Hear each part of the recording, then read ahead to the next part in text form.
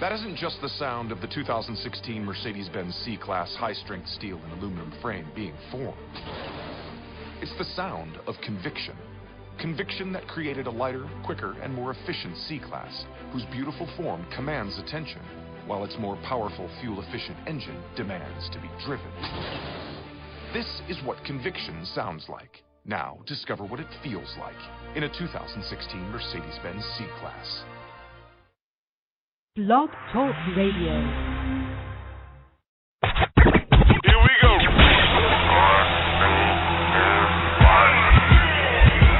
Blast off. This is True Capitalist Radio. True Capitalist Radio. I am your host, the man they call Ghost. The badass of business. Give him capitalism or give him death. That's it. Period. Broadcasting from his Skyline office studios in beautiful downtown Austin, Texas. You sound fruitier than a box of Fruit Loops, for Christ's sake. And now, he'll take it from here. Your host, the prognosticator of prognosticators, the man they call Ghost.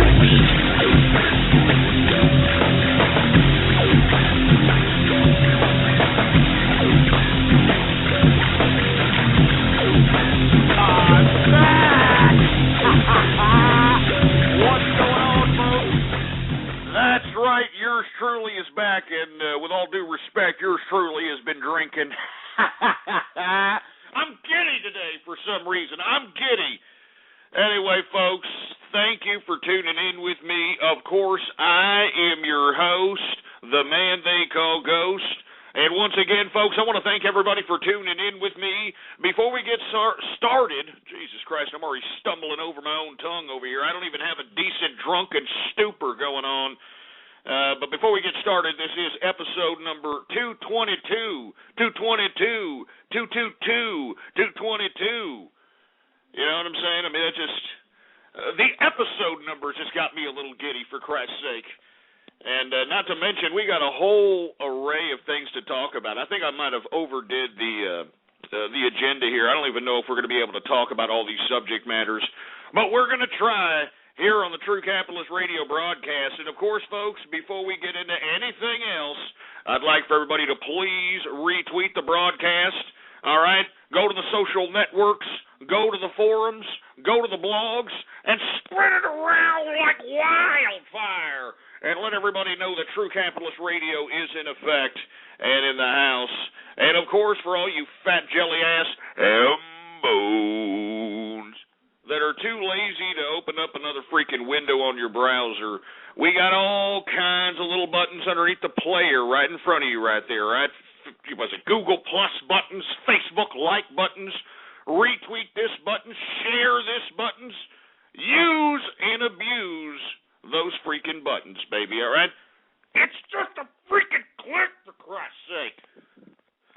Jesus Christ, now that we've got all that out of the way, I want to thank everybody for tuning in with me. I've been drinking, all right? I know I've been gone for a little bit, for Christ's sake. I mean, what was the last?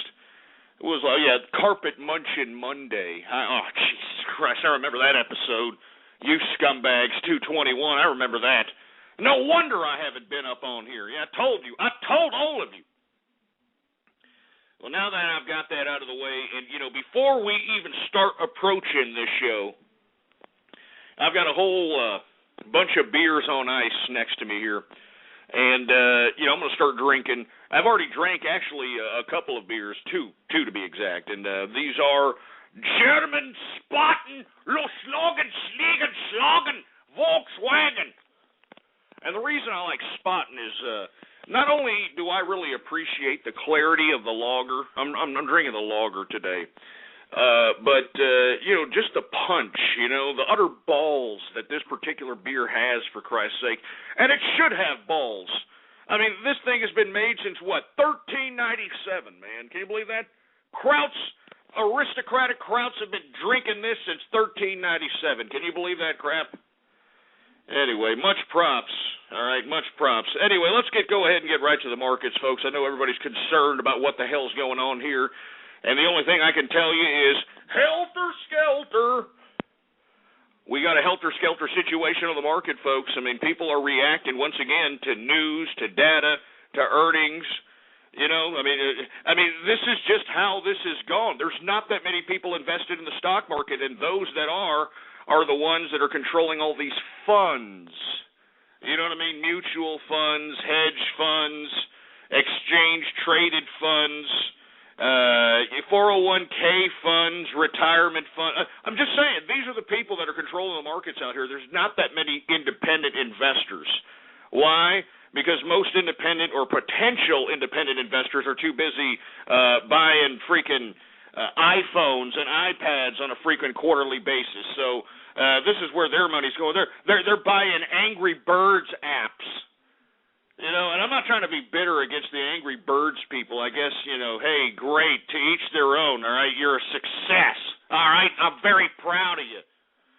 But a billion-dollar app company, can somebody please explain to me how I'm supposed to be optimistic of a potential future, a technological future, a future of a civilization that is far advanced when we're making billionaires out of assholes who create app games? And not even a good one. I never even understood the whole Angry Birds. I know. Look, I'm already getting crap from the Twitter peeps. All right, and of course, the Twitter name to follow is Ghost Politics, all one word, no underscores. But, I mean, isn't this like Duck Hunt? I mean, really? I'm just saying. I mean, isn't this like Duck Hunt, but you're just, you know, slingshotting birds? I'm just saying, man. But this freaking Angry Birds company, let me repeat that again, $1 billion company. Anyway, that's where all the potential independent investors are at. They're too busy spending their monies on that crap, all right? Anyway, let me get to the markets before I start going off on tirades. I noticed on the last broadcast when I was doing the markets, man, I just went off on this freaking tirades, and my apologies on that, man, but I got a lot of shit. Excuse me. I got a lot of crap on my mind, man, you know? I mean, just taking a whiff of what's going on here in America, for Christ's sake, could get somebody just going off for days.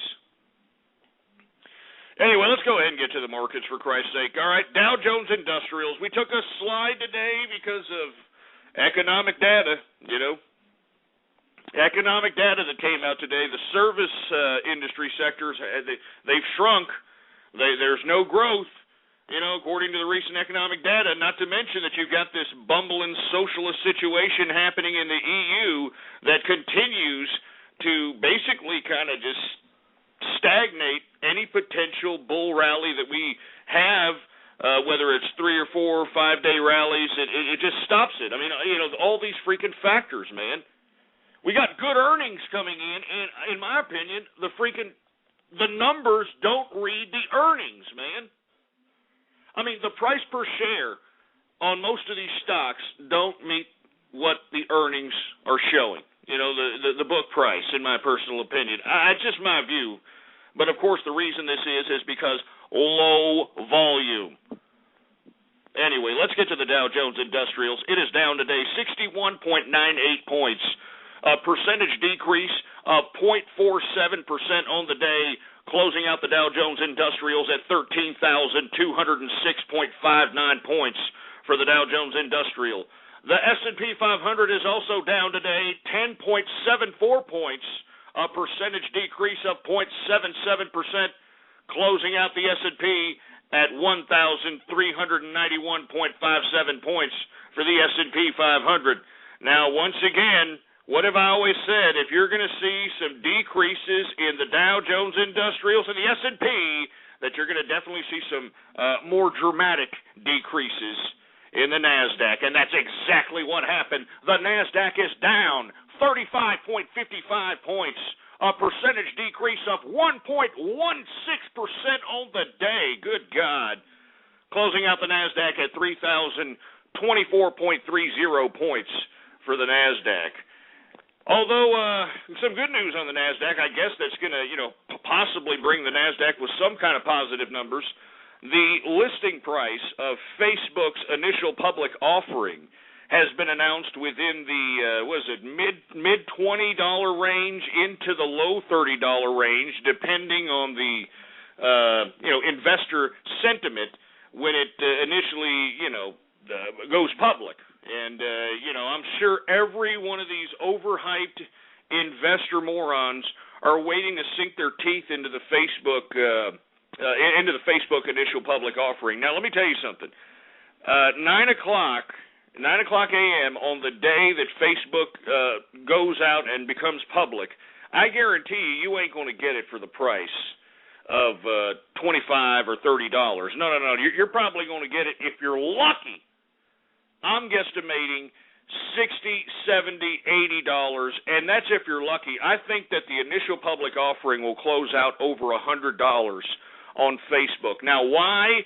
Even though they've had some receding numbers as of late, they didn't meet up to the expectations of what they projected because of hype.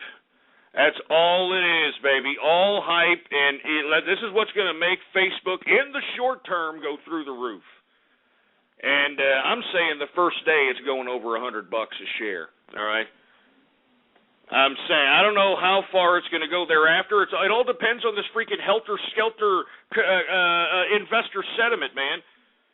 I mean, it depends on these idiots. Jesus Christ. Anyway, that should pump in some life to the NASDAQ. Anyway, let's get to the freaking European market, shall we? The FTSE 100 actually was up today, 8.44 points. A percentage increase of 0.15%, closing out the FTSE 100 at 5,766.55 points for the FTSE 100. Maybe this has a lot to do with Election Day in the UK, huh? Maybe this has a lot to do with that. As a matter of fact, for you folks that don't know, it is Election Day in the UK. They are having their local and I believe regional elections, and it could basically tell the tales on what direction the country is actually going to go into as they elect, I believe they're electing people of parliament, if I'm not mistaken. I don't know. I mean, I keep up with so much crap. You got to forgive me if I don't know these types of little things, for Christ's sake. But very important day. I know all my UK capitalist brethren across the pond are very excited about it. They've been, advocating their particular candidates, and hopefully they get some pro-capitalist candidates into place. But that's pretty much what's bumping up the FTSE 100 in my personal perspective. Let's get to the DAX index. The German, Schlagen, Volkswagen. Before I even say the DAX index, even though they didn't really have too good of a day today, let me go ahead and open up a beer here. Because, man, I mean, these freaking Spartans, man, they're calling me. They're calling me, man. You know what I mean? I can hear some, it's like I can see some bimbo with some lederhosen on, and she's got, the big German bimbos, the bimbo, what do you call it, the big bimbo shirt exposed, and the whole 9 goddamn yards. You know what I'm saying? It's calling me, man. Oh, you don't want the beer, don't you? You Schlagen, Schliegen beer, Schliegen, Schlagen, guten Tag. Guten Tag, and I want your cock.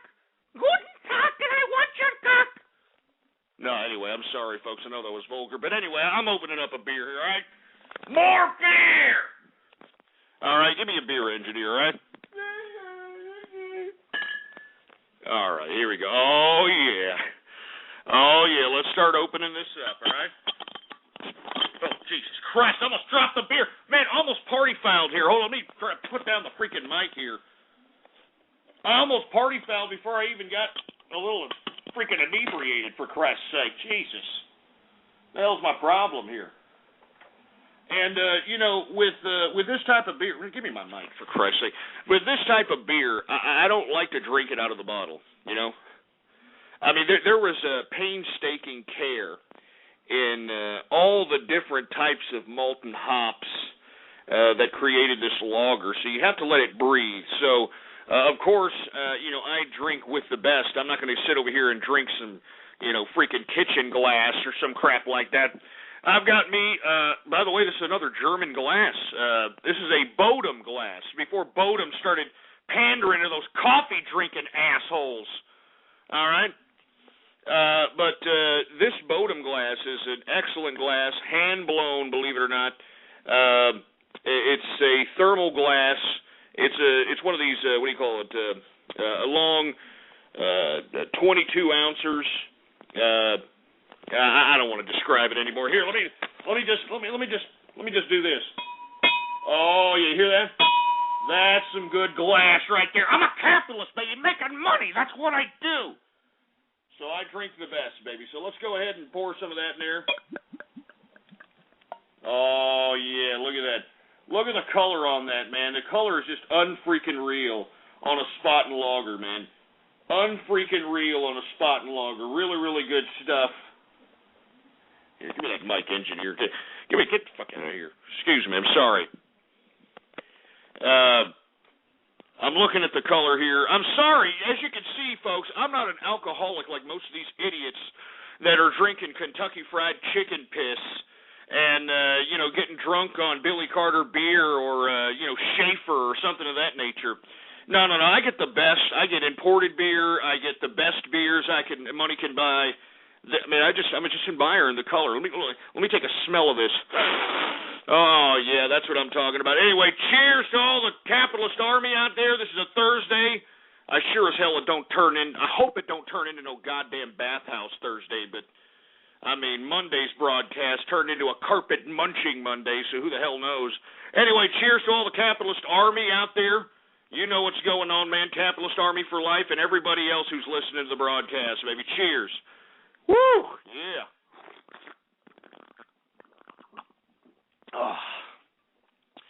Oh, yeah, that's good stuff right there, man. Freaking beer, baby. What is this? $13.97. $13.97 this shit was brewed. Excuse my French. Jesus Christ, I'm cursing like a freaking sailor out here. Oh, man, that's great. Anyway, let's get back to the markets. Where the hell was I anyway, engineer? I lost my freaking place, for Christ's sake.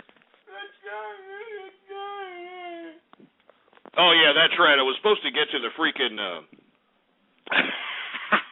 I was supposed to get to the freaking commodities, for Christ's sake.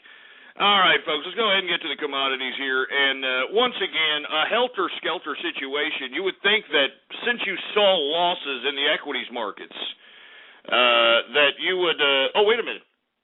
I don't even think I even said the goddamn... I don't even think I said the German markets, for Christ's sake. Hey, engineer, why didn't you tell me that? I still need to do the German markets.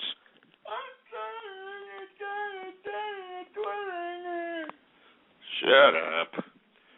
Anyway, the DAX. Sorry, folks. I got my German peeps on the chat room, in the Twitter account here saying, come on, you forgot us. You forgot us. You bitch at the slogan schliegen.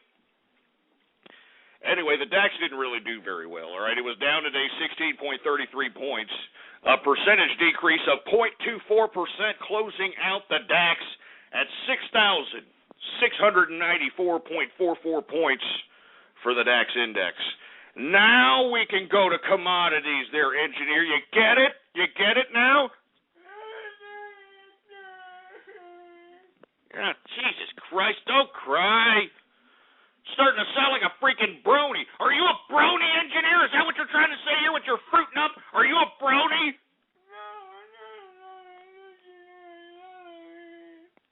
Jesus Christ, just get over there and just do something with the Twitter or something, all right? Do something with the Twitter. Jesus Christ. See what I got to put up with, man? You try to be a nice guy here, and you got freaking substandard help. Jesus Christ.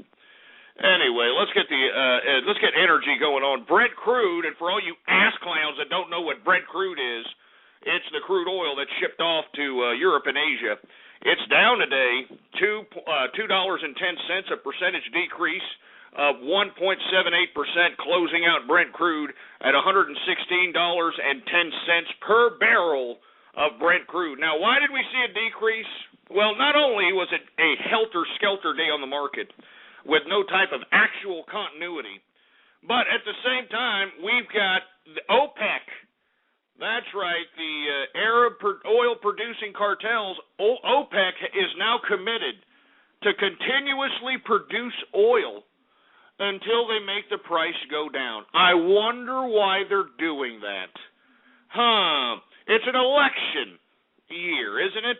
The gas prices have been getting a lot to the voters out here, and all of a sudden OPEC says, yes, we are going to go ahead and we are going to continue to pump.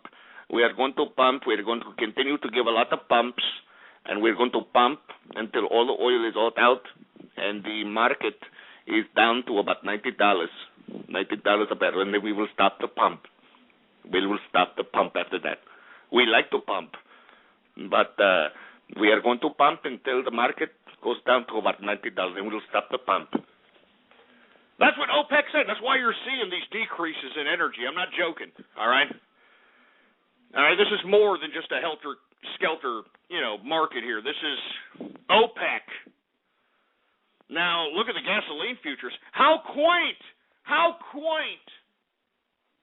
Jesus Christ, I wonder if, Obama and the OPEC producing countries, called each other on a conference call. And, Obama, he's been on the Jimmy Fallon show. Did you see that ridiculous attempt at trying to be cool? Huh? Here you got Obama. Yeah, I'm Barack Obama. And I would really appreciate you OPEC camel jockeys if you would produce more oil, bring down the cost of gasoline, and I think I've already come up with my end of the bargain. Libya's been liberated. Iraq's been liberated. We're going to go into Syria. I mean, give me a break, man. How much of a coincidence is this crap? I mean, are we born yesterday?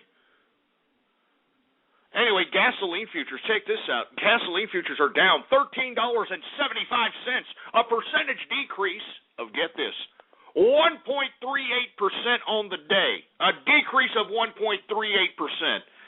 So how convenient. We're going to see these dramatic decreases in gasoline right before the summer. Oh, yeah. I mean, is it election year, folks, or is it election year? Good God. Oh, my God. Anyway, let me continue. We got heating oil down $5.25, a percentage decrease of 1.67% on the day for heating oil. I guess that nor'easter crap is pretty much moved on. I don't know. Anyway, natural gas is creeping on the come up. Didn't we just recently say that we saw the bottom? Didn't I just recently say that? That we may be seeing just the complete bottom of the freaking natural gas market? Did you see natural gas today? I mean, good God.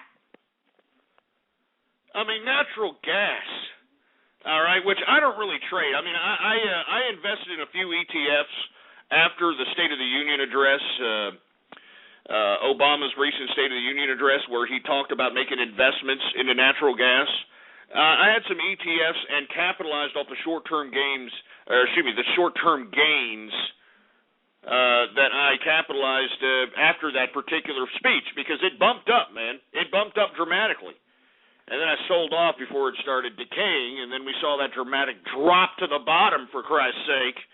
But did you see natural gas? I mean, natural gas is up 9 cents today, a percentage increase of, get this, 3.99% increase on the day. I mean, good God. 3.99% increase on the day for natural gas. I told everybody we may be seeing the bottom. Just saying. The prognosticator of prognosticators strikes again. And as a matter of fact, I think that deserves a drink, to be honest with you. I think that deserves a drink. So cheers to the prognosticator of prognosticators. Huh? Woo! Cheers, man.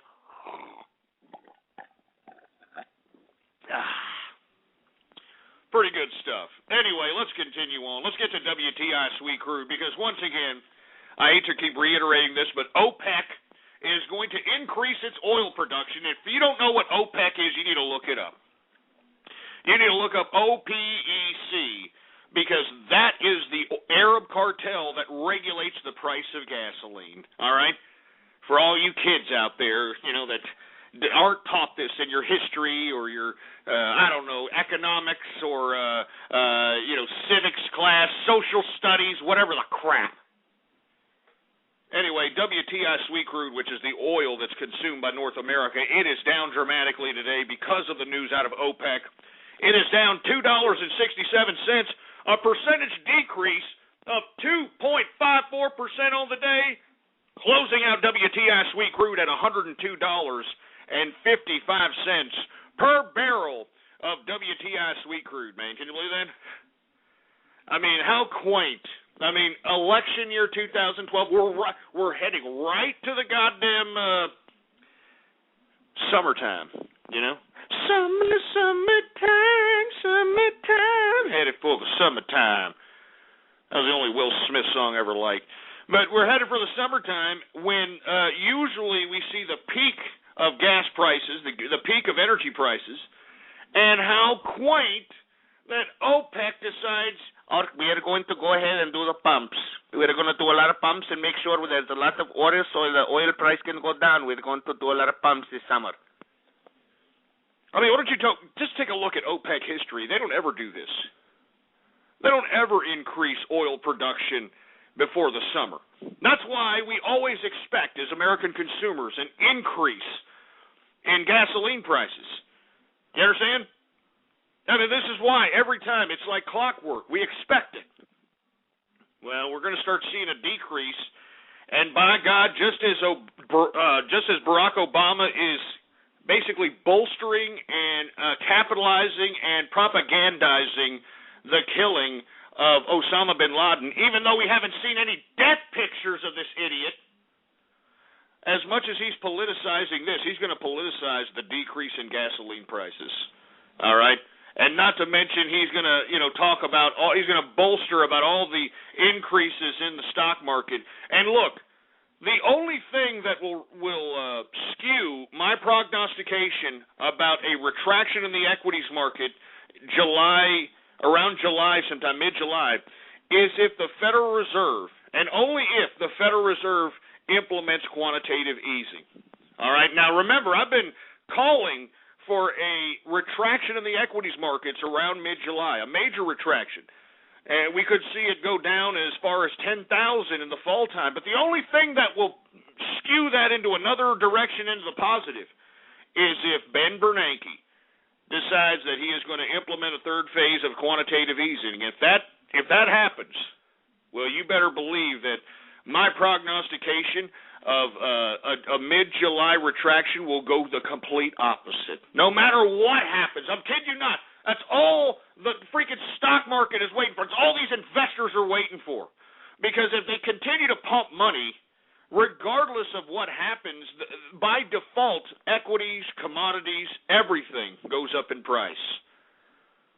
You understand? Everything goes up in price. So once again, I want to reiterate that I am expecting an equities retraction in mid-July. The only thing that will make that completely the opposite is if Ben Bernanke and the Federal Reserve implements another third phase of quantitative easing. That's all I'm saying, man. That's all I'm saying, and I'm usually right. Anyway, WTI sweet crude closing out at $102.55 per barrel of WTI sweet crude. Let's get to agriculture. Let me tell you, saw a lot of red here, some green, mostly red. I mean, you didn't see any jumps like you saw in the natural gas markets, that's for sure. So let's go ahead and get to the canola futures. They're down today, $4.70, a percentage decrease of 0.81% on the day. Cocoa is finally starting to sell off. It is down $35, a percentage decrease of 1.49%. And, Jesus Christ with this coffee crap. I mean, Jesus. Get out of here, for Christ's sake. Coffee's down dramatically, for Christ's sake. I mean, that's great. Yeah, that's great for these coffee people, huh? Yeah, they're going to give people a great big coffee decrease tease so these idiots can go out and consume it like a bunch of lab rats running to a food pellet, for Christ's sake. That's just great. That's just great. Give me the mic. Freaking mic, for Christ's sake. This mic. Coffee, all right, for all you little stupid coffee drinkers that are, getting your assholes puckering up right now. Coffee is down $6.95. That's a percentage decrease of 3.80% on the day. All right, yeah, that's right. All you coffee drinkers that make the excuse for being dickheads in the morning by saying, "Hey, dude, just don't talk to me. Don't talk to me unless I have my coffee, dude. Just don't do it." Well, now you're going to pay a little less now, all right? Stupid jerks. And here we go with the un-American tweets at me. I'm un-American because I don't drink coffee. Yeah, shove it up your goddamn clogged up, palled up pooper. I don't need to drink coffee. Do you understand that? I'm naturally energized. And you know what naturally energized me? The love of the money. Obtaining capital, obtaining assets. That is what keeps me energized, baby. I just need about 4 hours of sleep max. You give me 4 hours of sleep max, I can go about 15 hours straight, 100 miles an hour, baby. You understand? Because I can do that. I'm a capitalist, baby. I'm not these chumps that are camping out on Occupy Wall Street, turning these goddamn parks into biohazard subterranean crap holes out here just because they want a handout from the Big Brother government. Meanwhile, Big Brother government is being funded by the capitalists. Bunch of crap is what it is. Matter of fact, give me my beer, for Christ's sake. Give me my drink. I mean, this is the realization that capitalists have to live with on a consistent basis, man. I mean, this is what people don't understand. You want to know why you've got all these stupid losers out here hating the rich and hating people that are actually doing well for themselves? Because the American government has intervened into the capitalist system, into the economic system of America. They've intervened to the point where they have created a new level of poor. I mean, if you observe the poor in America, just observe the poor in America today. I mean, the more loser you are, the more money you get from the government. I mean, you're a drug addict. From what I understand, you can collect Social Security if you're a heroin addict, especially if you're such a heroin addict that you got to go through a methadone program. You know, if you're some dirty dish rag whore that shits out about 8 kids from 8 different fathers, not only do you collect about $7,000 or $8,000 from the government in subsidies and all kinds of other government handouts, but you also get to play the child support lottery system, you know? I mean, we have created a new standard of poor. I mean, you go to any of these impoverished areas in America.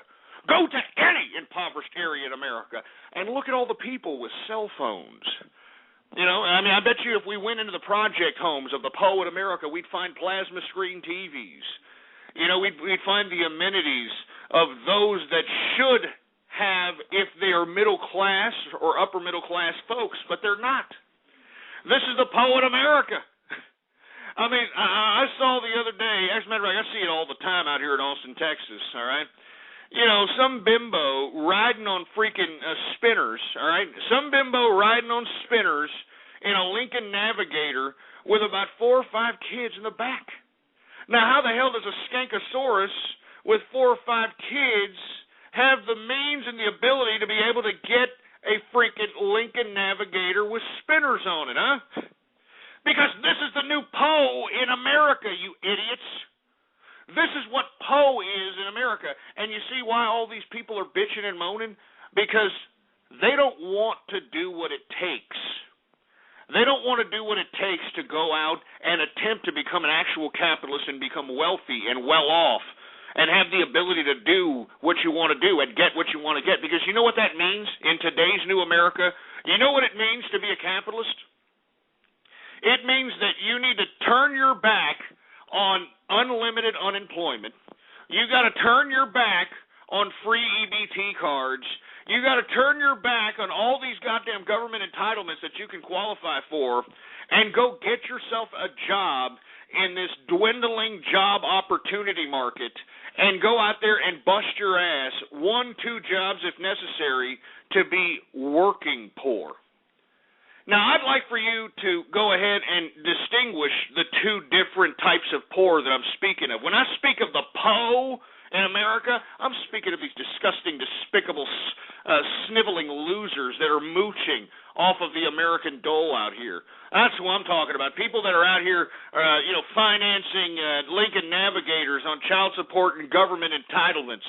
All right, that's who I'm talking about. But when I talk about the working poor,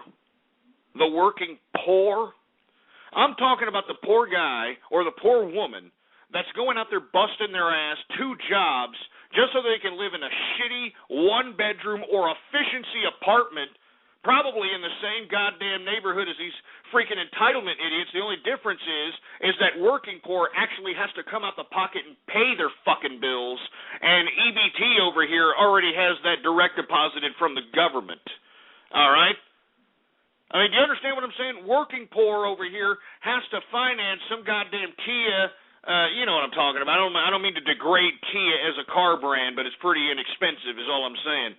They got to go finance some, Kia, some Toyota Corolla, something under $10,000. They're financing this crap. You understand what I'm saying?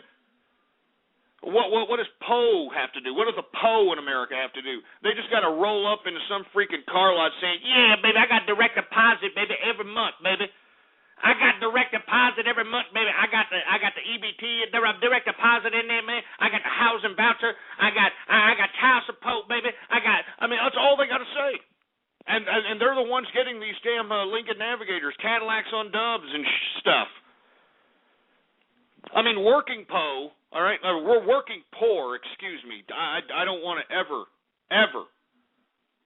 intermix those 2 words, working PO, because there ain't no such thing. Working poor is what I'm saying. Working poor. You take a look at working poor, and their whole ability to work, all their 1 or 2 jobs, the culmination of their revenue goes to paying off the sustenance necessary for them to live. And I'm talking about the apartment. I'm talking about the Kia or the Toyota Corolla. I'm talking about possibly getting some food if necessary. If he or she's lucky, they may have $100 at the end of the month to go do something. They may have that 1-2 weekends out of the month where they go out to a freaking bar or a club. And even then, the working poor are limited because they only got a couple of bucks in their pocket. But meanwhile, EBT PO and the PO in America over here, I mean, they're out there drinking on 4-O's, smoking on Philly blunts. I mean, give me a freaking break, man. Let me tell you something right now. All right? The PO in America, I could give a shit about these people. I'm talking about Occupy Wall Street. I'm talking about these disgusting, sniveling assholes in the ghettos and the Mexican barrios and the white trailer parks that are making every excuse in the book on why, I got to keep collecting all this money, baby, because of my kids, baby. My kids. Meanwhile, we've got people, independent capitalists, that are busting their ass, all right, that are working 2 jobs just to be working poor. Now, I'm sure after you hearing me say all this, you're asking yourself, well, why go and work, Ghost? I mean, if the PO in America can go out and get more money than the working poor, why would I be working poor? I'll tell you why. Because you have an opportunity that these stupid, dumb, sniveling, entitlement-receiving scumbags don't. And that's what they envy. Do you understand that? That's what these stupid, disgusting, sniveling losers, these waste of human life, that's what they envy. They envy the fact that working poor has opportunities that they don't. Do you understand? I mean, because think about it. You're not dependent upon the government. I mean, the whole reason why the PO gets all these damn government entitlements is because there's preconditions. There's prerequisites before you can actually obtain these entitlements. And if you don't keep up with those prerequisites, they can be taken away from you. There's no prerequisites as a working poor person. All you've got to do is have pride and integrity and the will and ambition to go out and work and obtain revenue for your labor and utilize that revenue to be more economically prosperous. You see, the PO in America can't take their entitlements, and they can't go invest in the stock market, They can't take their entitlements and go finance a business. They can't do this because they got to go out and spend it on these stupid little widgets that they all go to Walmart and spend it on. Do you understand what I'm telling you? This is why the PO in America hate the upper, higher class, and rich people in this country, because they don't want to do the working poor route. You understand? Because that's the only way you can become wealthy. That's the only way you can become rich, is if you're working poor, is if you bust your ass and you go out and work for your money. And when you work for your money, you can do what you wish with your money. You can invest it where you want. You can parlay it anywhere you want. You can't do that with an entitlement. And you see, this is where the hatred for those that are wealthy in America come from, because these PO people have nothing to bitch about. They have nothing to bitch about. They have plasma screens. They don't have to work. They smoke Philly blunts. They've got their houses paid for. They got their kids paid for. They have nothing to bitch about. But no, you know what they have to bitch about? Even though they get everything for free, even though everything's paid for them. Oh, baby, look at that rich motherfucker right there. That ain't fair, baby. That ain't fair that that rich motherfucker got all that money, baby. I ain't got it, baby. That ain't fair, baby. That's what it's about. Do you understand what I'm saying?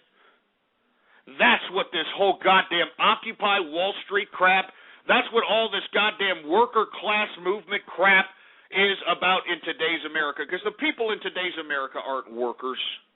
All right? They're not workers. There's no workers in today's America, for Christ's sake. And the only people that are working are the real poor in America. You want to see the real poor in America? Compare. And let me tell you something, all you kids out there that are documentary movie makers that want to go out there and make a freaking impact, here is a documentary idea for you. Go out there and document all the PO in America that are collecting all the entitlements, that are out there, kicking back on a housing voucher program, living in a middle-class neighborhood with about 8 kids, plasma screen TVs, Lincoln Navigators with goddamn spinners on them, and then compare that to somebody who is a single person who's working 2 shitty-ass jobs, saving all the beans necessary to suffice his sustenance, and look at the menial possessions that working poor person has and compare it to the freaking PO who's collecting the entitlements. That'll be something that will wake America up, and if you're a freaking documentary maker, do it now, all right? Do it freaking now. Jesus Christ, I'm sorry, I didn't mean to go off on that freaking tirade, folks, but it's enough. All right, I'm sick and tired of these idiots. I mean, I was supposed to talk about May Day later, and we are. But let me tell you something right now. My compassion, my empathy, everything that's within my soul goes out to the capitalists. And that includes the working poor, man. I mean, if you're working and you're barely getting by, you're a capitalist, man. And just remember that builds character, and that's going to show you that, hey, I didn't want to go the easy route. I didn't want to be stagnant for the rest of my life. I didn't want big brother government to raise generation after generation of my family. I wanted my own independent living. I wanted to own my possessions. I wanted to own my own life. That's what these people that got these entitlements don't understand.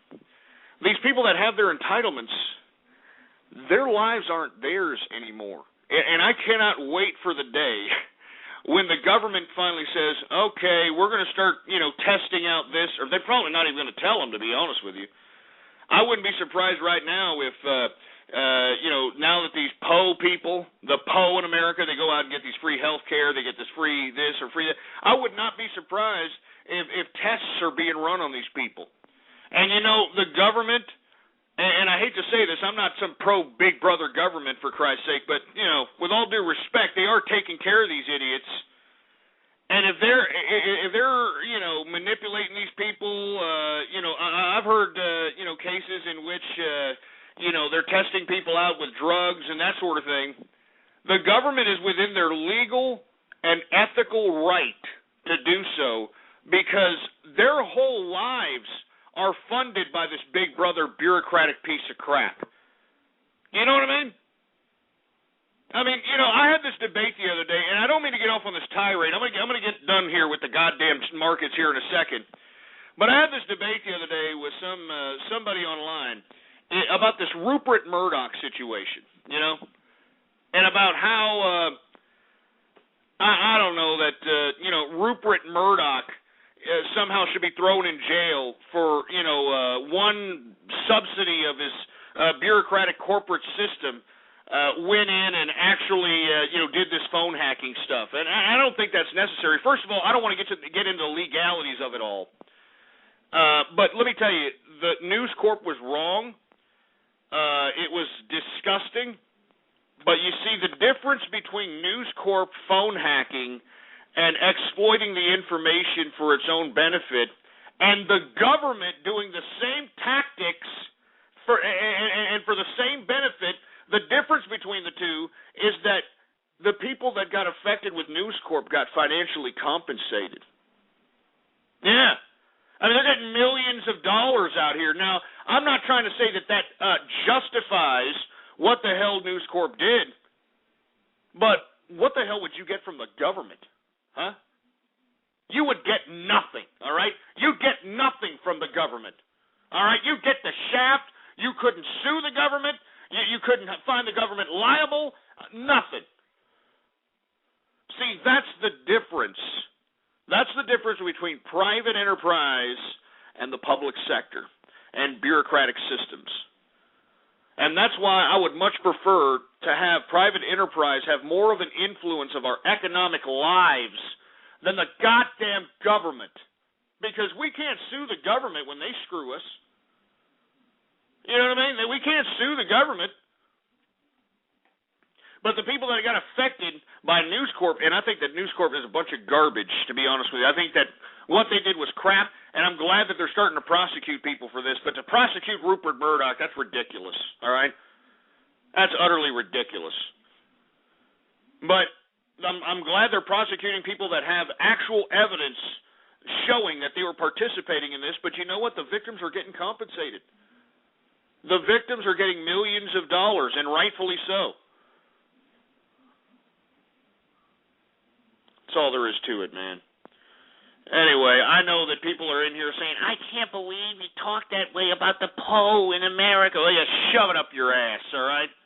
My ass bleeds for the freaking Poe in America. As a matter of fact, where the hell am I? Let me get through this goddamn markets, for Christ's sake. I've already gone through all kinds of time. Where am I at, engineer? That's right, coffee, for Christ's sake. Anyway, coffee's down $6.95, a percentage decrease of 3.80% for you assholes that drink coffee. Corn continues up. It's modestly up today, $3, a percentage increase of 0.49%. Cotton is down 30 cents, a percentage decrease of 0.34%. I mean, that doesn't mean that these people are going to stop wearing fruity-ass clothing. Wheat is up $2.50, a percentage increase of 0.40%. Sugar is up 10 cents, a percentage increase of 0.49%.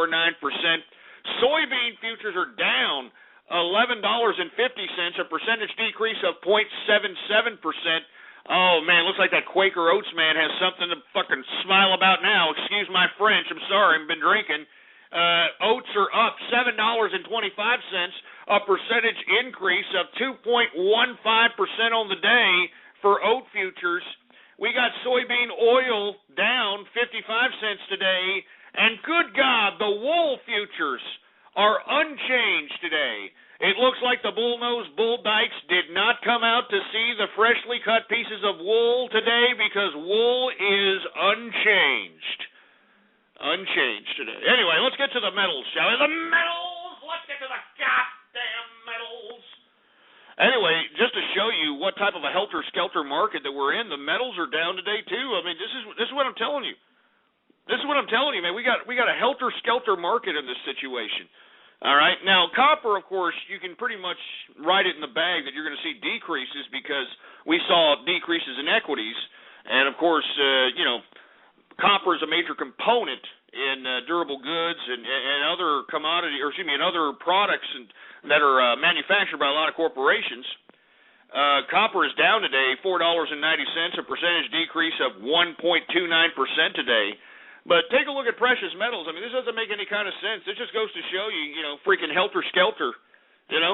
Gold down $17.30, a percentage decrease of 1.05% today for gold, closing out gold at 1,636 points. Or, excuse me, let me rephrase that again for Christ's sake.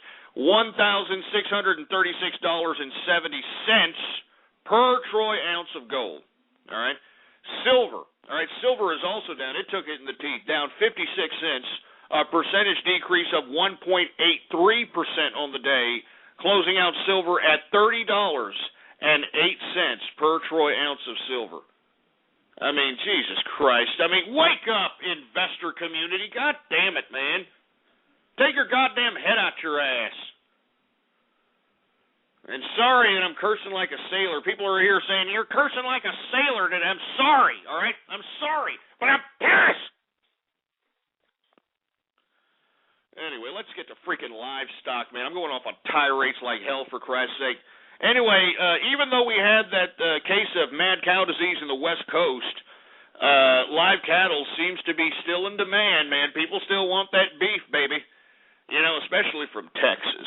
Texas has got the best beef in the world. If you don't believe me, I'll slap you in the face with a fish, because that's probably what you eat. All right? Anyway, live cattle is up $3, a percentage increase of 2.66% on the day for live cattle futures. Cattle feeder is also up $3, a percentage increase of 1.95% on the day. And, of course, for all you fat jelly-ass bones that like to shove a couple of bones down your goddamn gullet, well, lean hog futures are up today, 47 cents, a percentage increase of 0.56% on the day, and that, my friends, is the markets for your ass.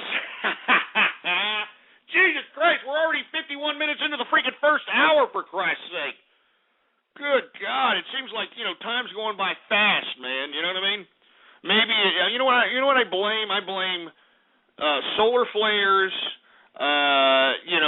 intergalactic alignment, and supermoon. That's what I got to say about it. Anyway, let's just we're done with the markets. You already heard my analysis of it. Let's just go ahead and get into the first subject matter of the day, since we only got 9 minutes left in the first hour. Once again, it's always the first subject after the markets here in 2012, Mitt Romney versus Barack Obama for the U.S. 2012 presidential elections. Who are you voting for? All right, Mitt Romney, magic underpants, versus Barack Obama, long-legged Mac Daddy. And if you haven't heard, Newt Gingrich is finally out of the race. Thank God, for Christ's sake. Jesus Christ, I hope he had enough money raised in that freaking campaign to pay for that Tiffany's bill for that disgusting mannequin of a wife.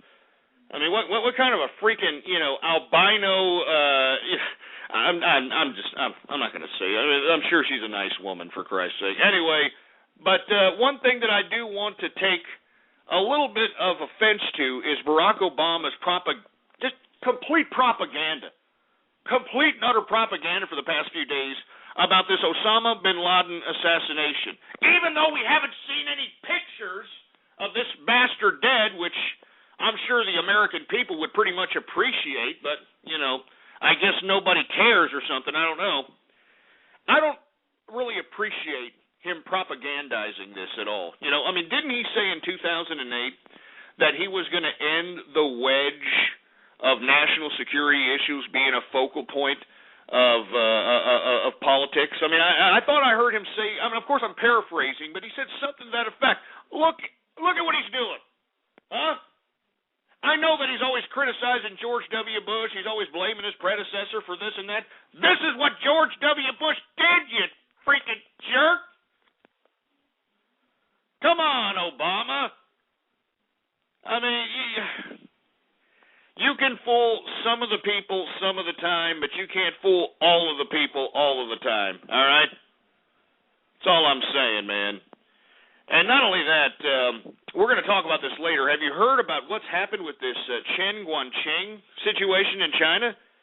I mean, I'm going to get into it later, but Mitt Romney is calling it a dark day for American freedom because of what happened, and Barack Obama and his administration are directly responsible about this whole crap. And we're going to talk about it later, but we've got about 6 minutes left in the first hour. I want to take your calls right now, 646-652-4869. Who are you voting for? It's Magic Underpants versus Long-Legged Mac Daddy. Who are you voting for? Let's go ahead and take some calls right now. We got area code 951. What's up? Who do you think? Yeah. Well, honestly, I don't really know what I'm voting for. Yeah, I can't. We can't understand you, you fruit bowl. 319. What's up? What do you think? 319. Say something, or I'm saying your number on the air right now. Hey, I'm sorry. You screwed up. Yeah, that's right. Yeah, you sound like a fruit bowl. Shut up. All right, just sit there and shut up. All right, we're supposed to be talking about Magic Underpants versus Long-Legged Mac Daddy out here. This is the presidential elections, man, 2012. Don't you people have any kind of goddamn opinion about it, you stupid morons? 647, you're on the horn. Hey, what's up, Ghost? What's up? Hey, I'm in Canada, yo, so I don't know who I'd vote for. I'd rather vote for Ron Paul.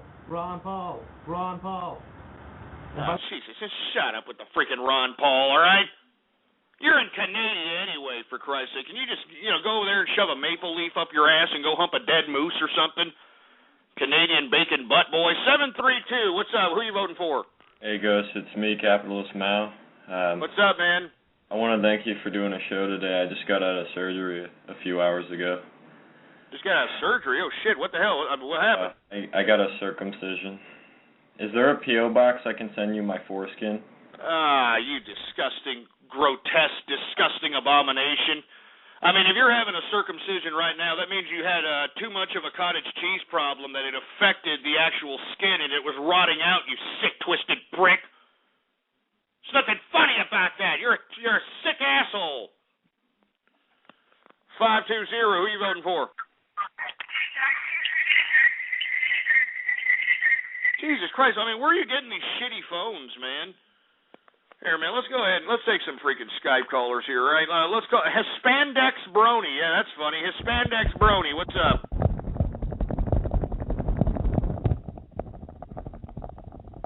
All right, look, I'm just going to start hanging people up now. You people are just, I'm going to start hanging assholes up because you people are just sitting on the phone doing absolutely nothing. I'm just hanging people up, for Christ's sake, because you people are idiots.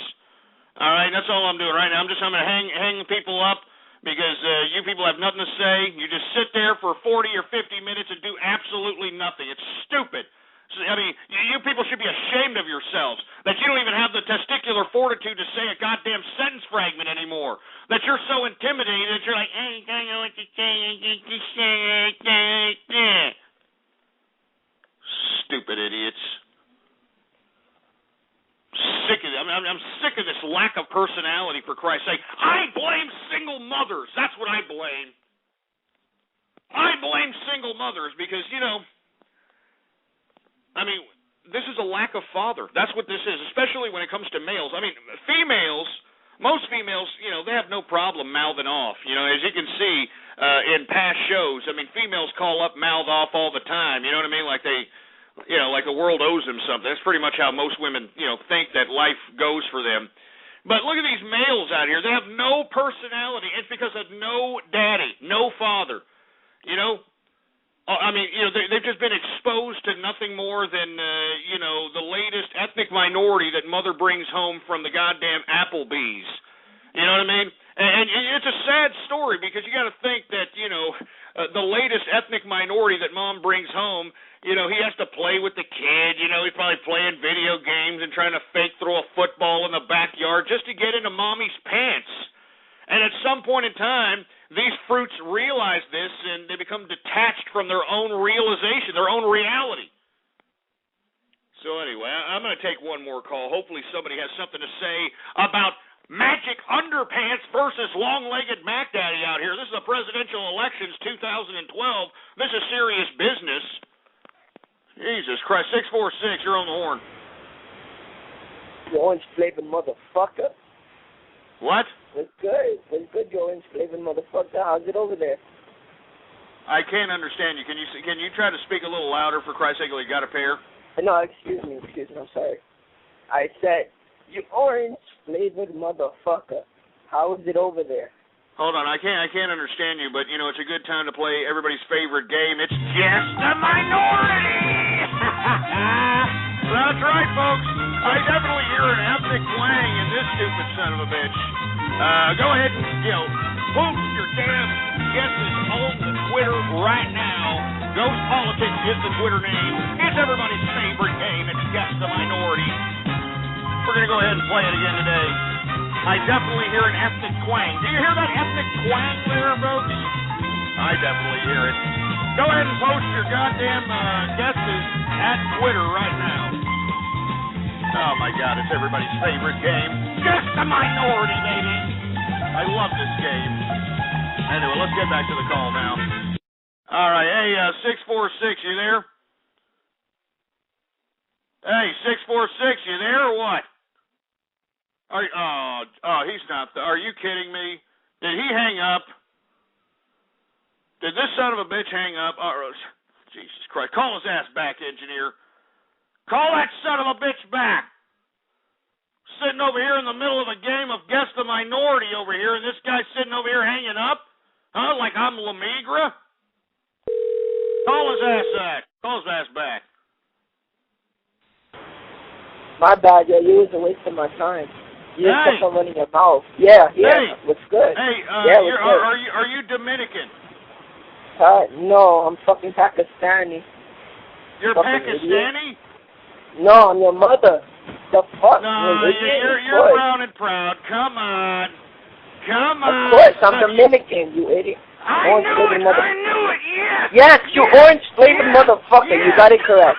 Yes, orange-flavored motherfucker, you're correct. I love this game! I know. Yeah! Where's your little lolicons at? I heard you had little business. Oh, man, all right. Get them off, engineer. I don't want to talk to these damn immigrants. Get them off, for Christ's sake. Sound like they just hopped off a freaking banana boat. All right? I told you I love this game, man. I love this game. Woo! As a matter of fact, that deserves a pretty good chug of beer, for Christ's sake, because you know what? We are already in to the second hour of the True Capitalist radio broadcast.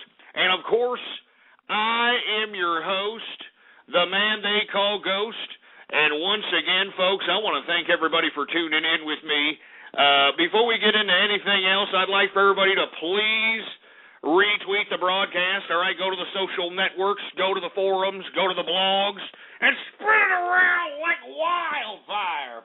And let everybody know that True Capitalist Radio is in effect and in the house, all right? And, of course, for all you fat jelly-ass hambos that are too lazy to open up another freaking window on your browser, for Christ's sake, we got all kinds of little buttons underneath that player right there, all right? We got a Google Plus button. We got a Facebook like button. We got a retweet this button, share this button, use and abuse those freaking buttons, baby, all right? It's just a freaking click, for Christ's sake.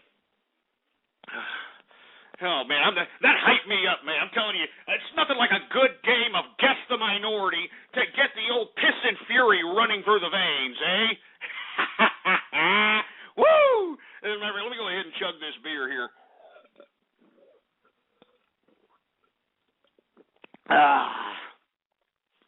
Oh, man, we need more beer. More beer! Woo! I told you I was giddy, man. I was feeling good, for Christ's sake. Let me go ahead and open up this beer, and we'll get to some freaking Twitter shout-outs here in a sec. Let me go ahead and open up this other bottle of beer. We got another bottle of beer coming up here. Give me another bottle of beer there, engineer. Give me another bottle of damn beer. Woo! That's what I'm talking about, man. Oh, yeah. Look at all the haters on Twitter. Look at them. Look at them. They're hating. Yeah, keep hating, bitch. All right, keep hating. Keep hating, bitch. Woo! We'll go ahead and pour this one in here. Oh, yeah. You hear that? Nothing like good malted hops, baby. You hear that? Oh, it just smells good, too. Ah, yeah. I'm sorry, man. That was a good game of Guess the Minority. I'm giddy about that, man. I deserve a prize or something. I deserve a prize for that. I deserve money every time I get, a freaking guess right on that particular game. Anyway, let me go ahead and ask the engineer. I hate to ask the engineer every time, but hey, engineer, do we have any Twitter shout-outs to be had out here? Jesus Christ.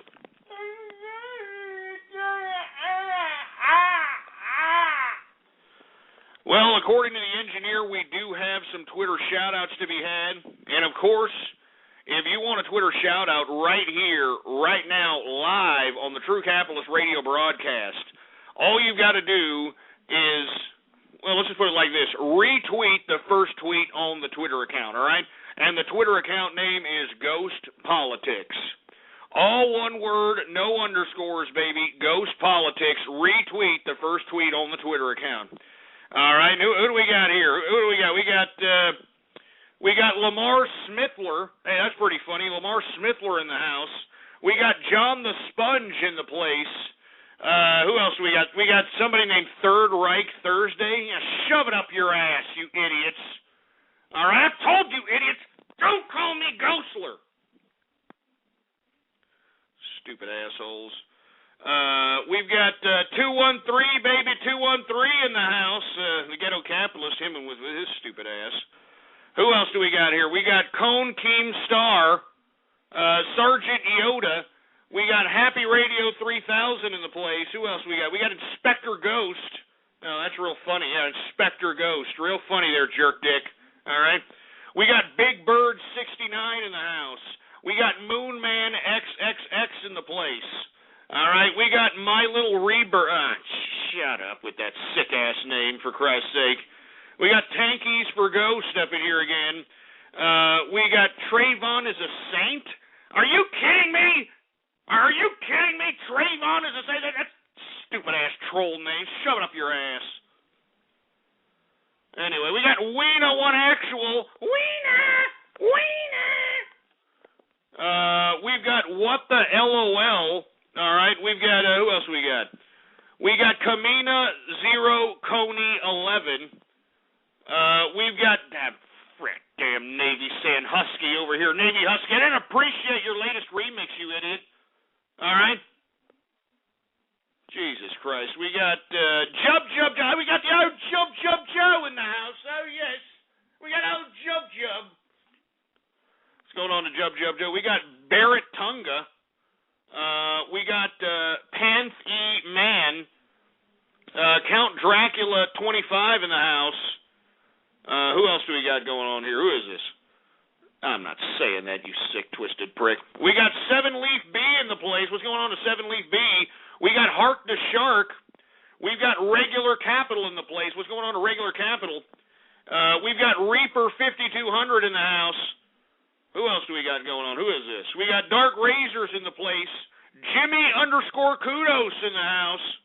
And there's that stupid, dumb little freaking stick figure that y'all. I'm not saying your name just because you have that stick figure. Anyway, we got somebody named Andrew by the name of Rawr. What's going on? We got Ghost in Fuego. Shut up with your damn Ghost in Fuego. You just shove it up your ass. We got Speed Mobile 91 in the place. Who else do we got going on over here? We got Waffle _Alicia 69. We've got Fart Fetish Frank. Fart Fetish Frank. Are you kidding me? I mean, did you make that Alameda pita yourself? Jesus Christ. Who else do we got? We got, Cancer for Ghosts. Yeah, real funny, you jerk. Shove it up your ass. I hope you get cancer, you piece of crap. I hope you get cancer, and I hope that goddamn cancer turns your insides into liquid shit. Screw you for wishing cancer on me, for Christ's sake. You know what? just for that. Screw that. Screw you. I'm not saying any more Twitter shout-outs. You people are going to sit over here and wish cancer on me. Screw you people. How you like that? I'm ending Twitter shout-outs right now. Scumbags. Anyway, let's get to the freaking program here. We were talking about Mitt Romney versus Barack Obama, magic underpants versus long-legged Mac Daddy, but let's just go ahead and move on because nobody really cares about that. Did you hear about this draft resolution in the House that's going to accuse Eric Holder of contempt for the Fast and Furious operation? I mean, this is rather interesting. I wonder how the Justice Department is actually going to be handling this particular approach by the Congress. You know, and I wonder if Congress actually takes this contempt actually seriously, if Barack Obama and the administration will finally say, all right, well, the Congress doesn't matter, like they've been doing thus far with, you know, the Libya operation and other operations with NATO, so on and so forth. Jesus Christ. I read some article that Barack Obama, you know, signed over, I don't know how many millions of dollars in military mining equipment to, who the hell did he give it to? Jesus Christ, I forgot. I think it was Iraq or somebody, or I don't know, but without any kind of Congress approval whatsoever, you know. I wonder if the House moves in on Eric Holder, which of course is the Attorney General for all you folks that don't know who Eric Holder is, and they find him in contempt for this Fast and the Furious operation. I wonder what this is mean. I wonder if this is going to be nothing more than political theater, or this is actually going to mean something. And for you folks that are unfamiliar with what the Attorney General, Eric Holder, has to do with this Operation Fast and the Furious. Fast and Furious was an operation on the border of Arizona in which, believe it or not, and Eric Holder knew about this crap, people in the higher echelons of the goddamn Justice Department knew all about this crap. This was an operation directed by the ATF, the Bureau of Alcohol, Tobacco, and Firearms, in which the ATF actually sold guns to the drug lords in Mexico, the same drug lords that are killing Americans, that are killing, people, that sort of thing, all right? I'm not joking. Our Justice Department actually approved the sales of armaments to the freaking drug lords, okay? And according to Eric Holder and the Justice Department, the reasoning behind selling these guns to the Mexican drug cartels was to, quote-unquote, just trace the path for which those guns go to. But miraculously, in the process of tracking those guns, they lost track of those guns. Oh, they lost track of those guns. But you know where some of those guns ended up? Huh? You want to know where some of those guns that ATF, Justice Department, Eric Holder sold to the Mexican cartels, you know where they ended up? They ended up at the murder scenes of Border Patrol agents and Arizona sheriffs and these types of people. I'm not joking. That's where these guns ended up being at. They ended up being at the scenes of these crimes. And that's why the House, particularly ISA, Representative ISA out of California, he is pressing this contempt for Eric Holder as it relates to the Fast and the Furious operation. And I think this is a serious operation. I think that this could affect the actual re-election plans for Barack Obama. I would not be surprised if Eric Holder decides, I'm going to step down and spend more time with my family here within the next couple of months. If ISA, Representative ISA, continues to pursue this, and I think he should. I think he should continue to pursue it because this is a disgusting disgrace for the Justice Department, and it needs to be unearthed. All the facts, everything. And somebody needs to be held accountable. I mean, how in the hell are you going to sell guns to the Mexican drug cartels that are killing American people across the border, that are kidnapping peeps, that are assassinating Mexican police officers, police chiefs, assassinating Mexican political figures? I mean, how in the hell can anyone, any bureaucratic numbskull approve that they should go and sell guns to these drug cartels with the intention of, quote-unquote, tracking where the guns go. Jesus Christ. I mean, I hope ICE pursues this. And you know what? The Attorney General, Eric Holder, should be, something should be done. Of course, Barack Obama will give him a pardon, so it really doesn't matter how far you pursue this. But let me tell you something right now. Eric Holder is one of these brazen, attorney generals that has implemented a vast variety of different justice measures.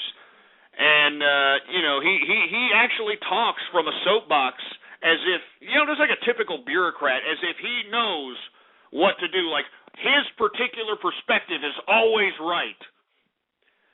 Well, I wonder what's going to happen. I wonder if this is just going to be political theater or what. You know what I mean? I have no idea. Once again, for you folks that don't know, the House of Representatives have drafted a resolution that is going to accuse Eric Holder for contempt for the Operation Fast and the Furious. And I think that everybody should read into that because, I mean, it's sick. You know what I mean? It really is sick. Anyway, we got a lot of things to talk about, so I'm going to go ahead and move on to the next subject matter. But once again, look into that. Everybody who doesn't, that you don't know about who the Attorney General is, Eric Holder, Fast and Furious Operation, the gun running. If you don't know about it, learn about it because it should goddamn be a focal point in the 2012 presidential election. It should be. The only way it isn't is if Eric Holder steps down, and I wouldn't be surprised if he steps down here within the next couple of months. And if he steps down, prognosticator strikes again. But look, Eric Holder is a very big pompous jerk. He's your typical pompous bureaucratic asshole. And it would take some dramatic political pressure for this guy to step down. I mean, dramatic political pressure. That's all I'm saying. Because he seems like a very pompous jerk. And he doesn't care if it affects Barack Obama's elections. I mean, when you give some bureaucrat power, they don't want to let go of it, man. All right? I mean, look at how long it took George W. Bush to get rid of Donald Rumsfeld's dumbass. You know what I mean? That's all I'm saying. Anyway, I strongly advise people to go out and contact your congressman, contact your senator, and tell them to pursue this. All right? Especially John Boehner, all right? Or Boehner, however he calls it. John Boehner. Tell him to pursue this all the way to the bank. All right? There should be no reason why a bureaucratic system of government, a freaking arm of the Justice Department, there should be no reason why they were selling guns to the enemy, no matter what excuse they give. Anyway, let me move on. I'm going to take a couple of calls here in a little bit, but we got so much crap to talk about. Very important stuff to be talking about here, so I'm going to move on to the next subject matter. What I want to talk a little bit about now is CISPA, the Cyber Intelligence Sharing and Protection Act. Yeah, that's right. We've got another internet regulation bill around the pike. You know what I mean? I'm serious. I'm not joking. We got another cyber regulation bill down the pike. SOPA, PIPA, ACTA, now CISPA. And once again, it is an acronym for Cyber Intelligence Sharing and Protection Act. And we've talked about this in the past, and for you folks that are unfamiliar with what CISPA is, it is going to absolve internet service providers, internet web service companies, any technological company in general that gathers demographic and psychographic information on its users. It is going to absolve them of any kind of legal liability relating to the security of that information. Moreover, it is going to allow the government to go and ask any one of these companies, whether it's Facebook, whether it's AT&T, whether it's Shaw Cable out there in Canada, wherever. Well, actually, I don't think Canada doesn't fall under the jurisdiction, but you know what I'm saying. Anywhere in America. All right? Excuse me, I don't know where I went there in Canada. But it'll allow any one of these companies to give information upon request to the government. For instance, if the government has an inkling to gather up a docs file on you because they caught wind by somebody giving an anonymous tip over the phone that you're some kind of a threat to national security or you're some kind of a crack pipe or whatever the case might be, the government can now, if CISPA is passed, the government can now go and ask these internet service providers, these web companies for your personal information, and whatever results from that company giving that personal information, that company cannot be held liable under this law. You cannot sue that company. And moreover, these companies aren't just going to give the government your information. You know what I mean? This isn't some, situation in which Big Brother government is like, we want this information on this person, and we want it now. No. The government is going to request it, all right? The company will provide it, but guess what? The government's going to pay them for it. Oh, that's right, folks. That's right. This is a money-making collaborative effort between the goddamn technological companies and the government. Why do you think Silicon Valley isn't up in arms about this like they were with SOPA? Huh? How come you don't think they're not up in arms about this like they were with SOPA, for Christ's sake? Because they are going to profit. They're going to profit upon your information and giving it to the government upon government request because the government's going to pay them. Read the bill, man. Anyway, I was really concerned by the lack of disdain for this particular goddamn bill as it related to Silicon Valley and all the big-time internet companies. Finally, we have Firefox, all right, Mozilla, finally blasting the United States government and blasting the whole CISPA bill in general, for Christ's sake. And thank God we've got somebody that with some kind of credibility within the technological industry finally saying something against this, all right? Now, I'm going to go ahead and read some of what they wrote as a part of their statement, all right? This is this is a part of their statement here, and I'm talking about Firefox, Mozilla. They're finally talking against CISPA. Here's what they said. While we wholeheartedly support a more secure internet, CISPA has a broad and alarming reach that goes far beyond internet security. The bill infringes on our privacy, includes vague definitions of cybersecurity, and grants immunities to companies and government that are too broad around information misuse. We hope the Senate takes the time to fully and openly consider these issues with stakeholder input before moving forward with this legislation. Because remember, CISPA has already passed the House, baby. They've already passed the House. Now this is in the Senate. Now this is in the Senate, for Christ's sake. So, once again, I want to take your call about this. 646-652-4869 is the number to call. Finally, somebody from Silicon Valley is finally talking against CISPA, and this is why all these people have been quiet. Google, Facebook, they've all been quiet because they're going to profit, and they're going to get legal immunity. They're going to get legal immunity, which means you can't sue them. And it doesn't mean that you just can't sue them if they give or sell your information to the government. You can't sue them if a situation like Sony, remember Sony last year when the hackers took control of the servers, got all the, 1.9 million user information, credit card information, addresses, and all this other stuff? Well, Sony's gums are still bleeding because of that, because they have probably huge lawsuits that they're probably still dealing with. Well, under CISPA, if Sony had gotten hacked and CISPA was actual law, no one that got hacked, all the over 1.9 million people that got hacked during that Sony situation last year would not have been able to sue for diddly. This is what CISPA, Cyber Intelligence Sharing and Protection Act, is all about, man. And this is why it's so scary, because you don't hear nothing. You don't hear nothing from Google like you did with SOPA. You don't hear nothing from any of these goddamn companies that were out here that were so vocal against internet regulation. Why? Because they're going to profit from this son of a bitch. That's right. Yeah. Thanks a lot, government. And yeah, thanks a lot, internet companies. We really appreciate it, even though the users are the ones that created your freaking wealth.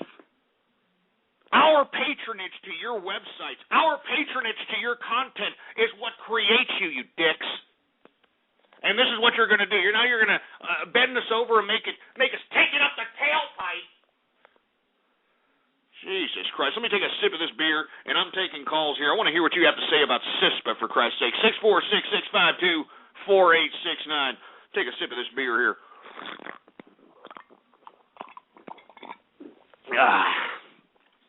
All right, that was a little bit more than a sip, but who gives a crap? Anyway, let's go ahead and take some calls about CISPA, the Cyber Intelligence Sharing and Protection Act. What do you have to say about it? 646-652-4869 is the number to call. Let's take call 252. You're on the horn. No, they hung up. How about 951? You're on the horn. Yeah, actually, I think it's a good thing. And? I mean, you're just one of these idiots. And what, are you just going to hang up? Let's call this asshole back. You know, I hate idiots like this. You know what I mean? This is just an attest to the ignorance of America. You know what I mean? Some idiot, I think it's a good thing. I mean, do you have some original thoughts on the matter? Can you give us some elaborate detail on what you think about it? Get him on the line, engineer, God damn it. Get him on the line, God damn it. What's going on, engineer? Oh, this fruit put his phone off the hook. How quaint. But there's nothing I hate worse than some idiot just calling up and saying, I think it's a good thing, without any kind of insight. I mean, this is your typical American idiot. I mean, this is why, believe it or not, I have so many people who listen to me that are outside of America. Oh, my God. I mean, believe it or not, I've got more fans outside of America than I do inside of America. And why? Because they know that I can't stand the ignorance that America encompasses. You know, this lack of personality, this lack of insight, this lack of intellectual curiosity.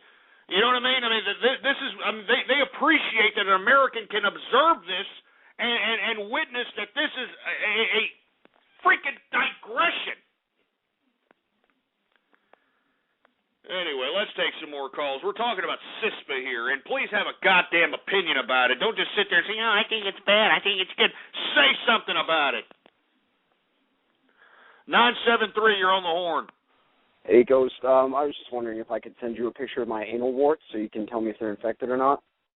I tell you what do I give you your number out right now, and maybe we got a doctor or somebody can call you and help you out with it. How about that? How about that? Hey, I'm talking to you. You better talk, or I'm just going to say your number. I'm going to.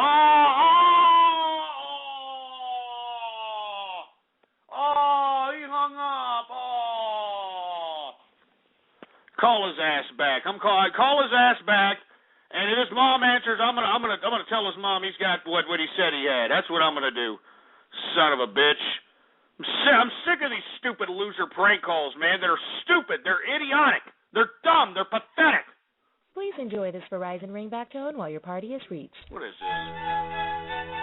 Oh, Jesus. You're fruiting up now, too, with this fruity music?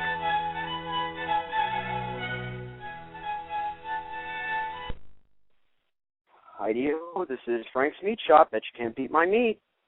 Yeah, you want me to give the number out so maybe we have a freaking, somebody that can help you out with your little anal wart problem? No, I'm sorry. I dropped the phone.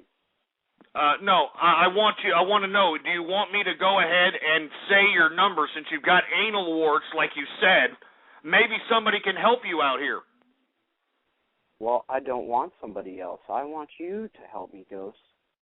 All right, I'm going to go ahead and do it. 973-255-8833. He's got anal warts. Go ahead and help him out. All right? Stupid, silly bastard. All right, you all right now? What? You all right now? I don't know. They're still a little itchy. Yeah, well, somebody will help him. Somebody will call you right now. All right? Somebody give him a call. He's a Verizon customer. He should be easy to dox. Stupid asshole. I'm telling you, this is it here. This is stupid, man.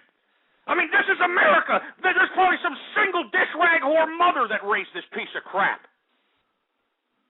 Jesus Christ, man. Sick of this crap, man. Sick of this crap. And you see him, he's like,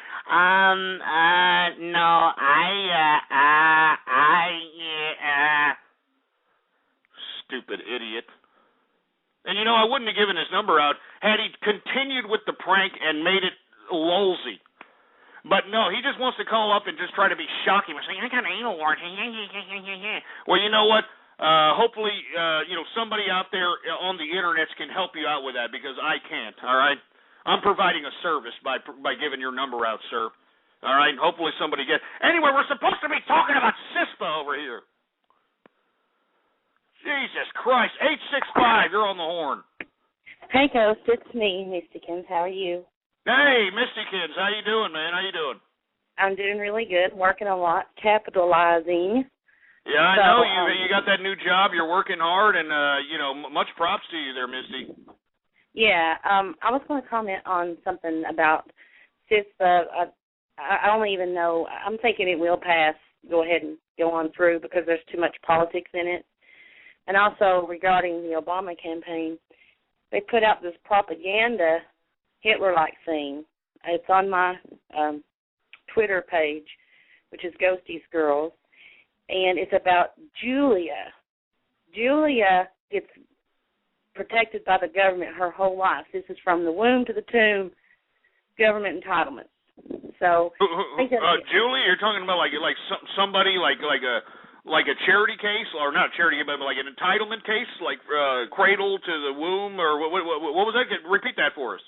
Okay, it's on my Twitter page. It's an article that the Obama campaign has come out with about a pretend woman named Julia who needs the government to help her throughout her life. It's shocking and appalling. And this is on your Twitter account. This is Ghosties Girls. Yes, it's on there. It's about a woman named Julia, which is fictional, but it's from the Obama campaign who talks about how she needs the government through her lifetime, and they're actually, promoting this, and it's from the womb to the tomb of government entitlement. This propaganda is kind of like the way Hitler done, because everybody loved Hitler. Hitler was giving everybody free stuff. Yeah, that's why his whole political ideology was National Socialism.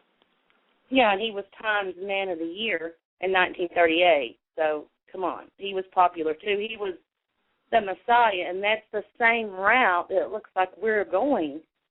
And people really need to read this propaganda thing that they've come out with, and I'd like to know people's opinions about that, because it's really, I thought it was a joke at first. I thought, this is just somebody trolling and making this up, but it wasn't. Unreal, Mystykins, unreal. And I want to thank you for calling. Of course, follow her. She's always posting great news, Ghosties Girls. But Jesus Christ. I mean, it doesn't surprise me with this administration. I mean, they are pushing the racial component, the class warfare component, the bureaucratic component. They're throwing everything. Divide and conquer is what it looks like. Oh my God. I mean, some fictitious story about some woman named Julia, how she needs the government all her life. I mean, such propaganda. Anyway, folks, we were talking a little bit about how Firefox blasting the United States government on CISPA, the Cyber Intelligence Sharing and Protection Act, which has passed the House. I think that everybody should be calling their senator right now and telling them to strike it down. We've talked a little bit about it. We tried to take some calls. Unfortunately, we're running out of time, man. We got a lot of things to talk about, so we're just going to go ahead and move on, for Christ's sake. I do want to talk about this Chinese dissident, Chen Guangcheng. I don't know if you've been keeping up with the story. We did talk about it the last time I was on the air. Chen Guangcheng is a blind Chinese dissident that ended up escaping from house arrest.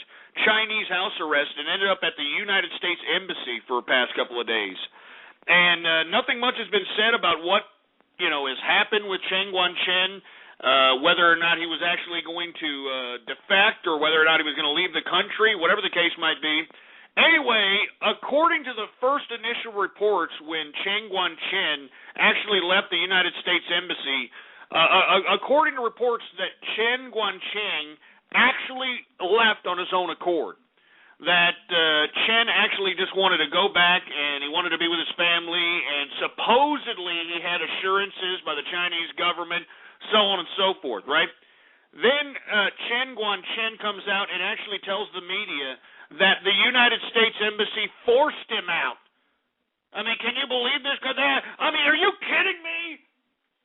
I mean, they actually urged this guy to go out of the United States Embassy and to go back to China, for Christ's sake. I mean, this is horrible, for Christ's sake. This guy, oh my God. And if you're not familiar with what Chen Guangchen has done, this is a man that has exposed the forced abortions, and killing of babies as they're born out of China, the one-child policy. This was the guy that actually made it public.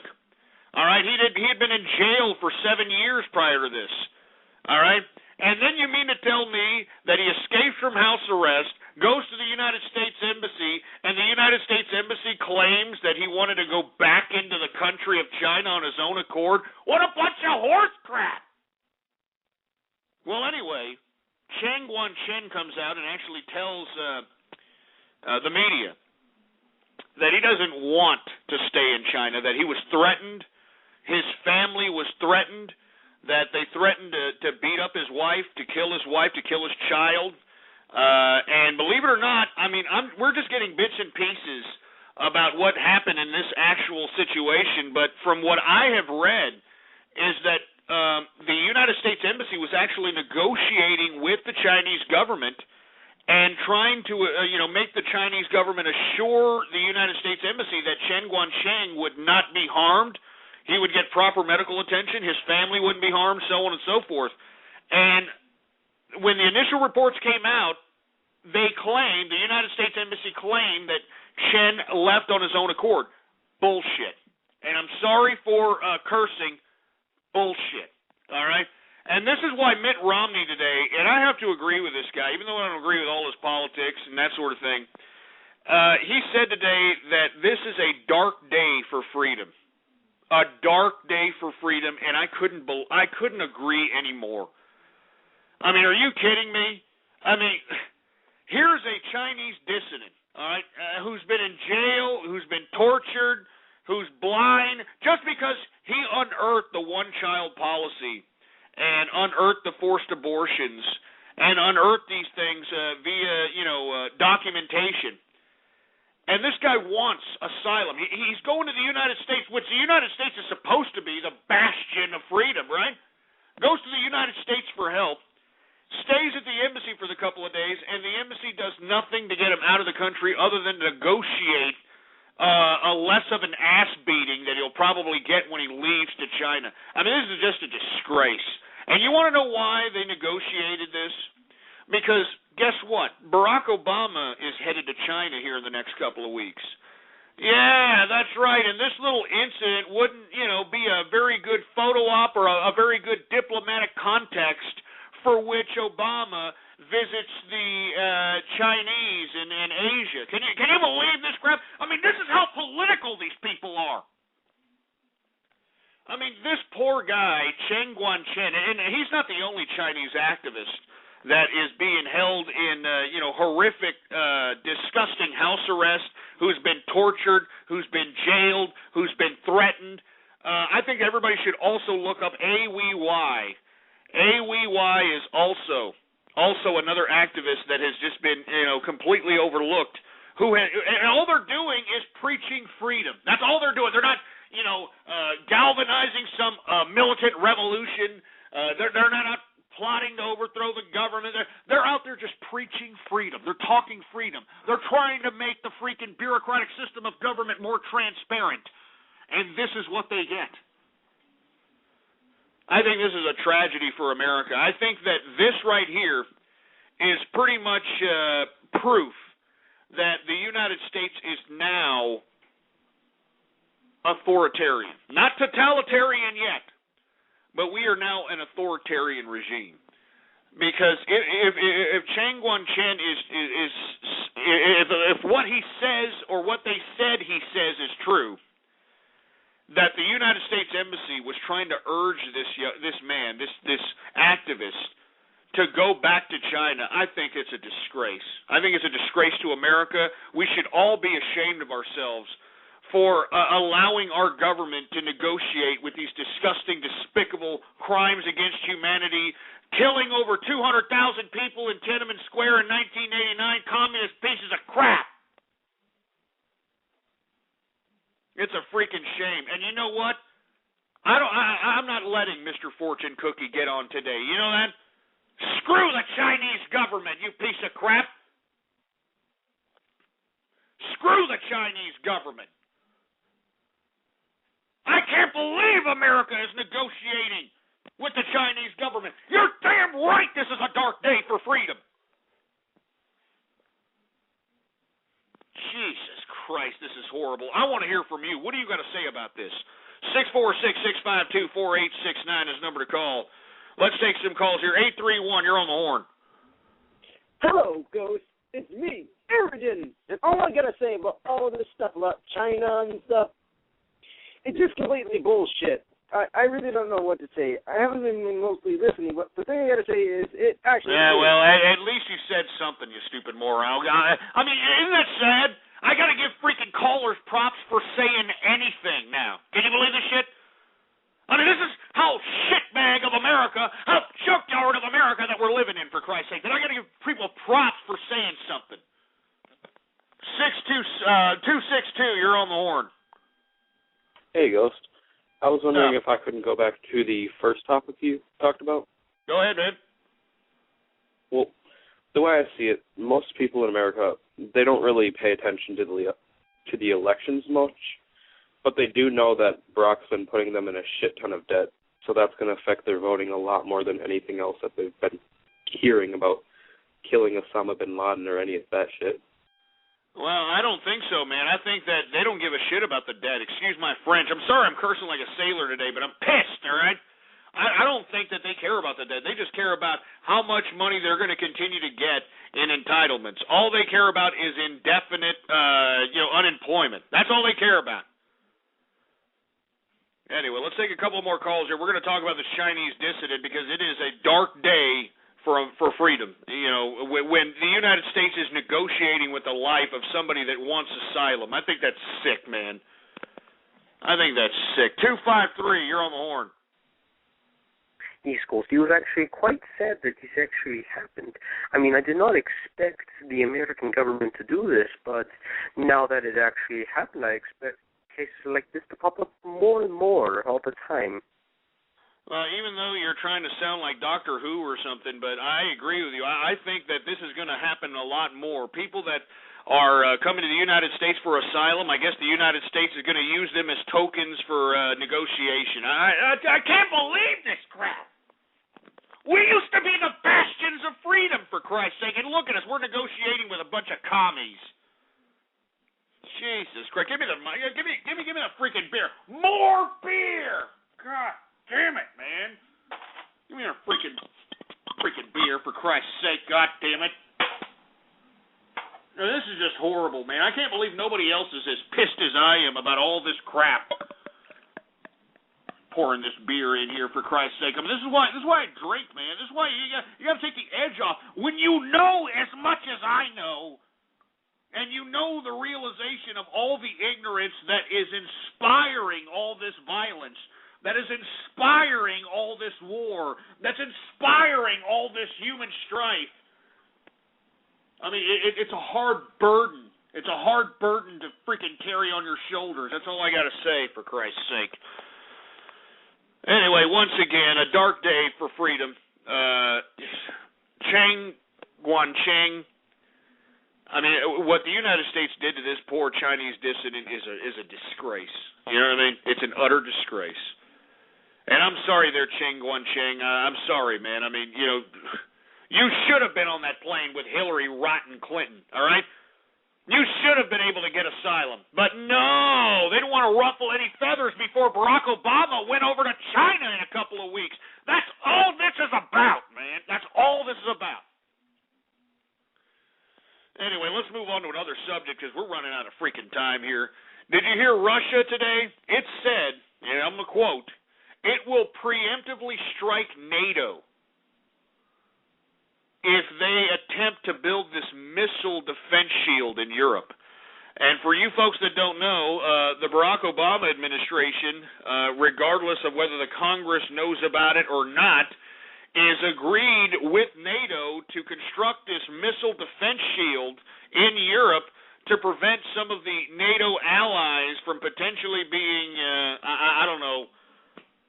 inflicted with military theater by Russia. I have no idea, but Russia's already said that it will preemptively strike the NATO missile defense shield to protect its own national interests. I mean, what did I tell you about World War III, baby? What did I tell you the last show? We're in it, baby. We're in it now. You people are all just, mesmerized by the boob tube. I mean, what did that freak Marilyn Manson say? God is in the TV.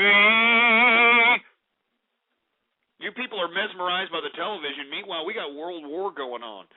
I mean, why do you think I continue to do this show on a consistent basis and tell you about the deaths and the strife and the war and the terrorism and everything that happens on the globe every time I get on this broadcast? Because this is the realization of the world out here.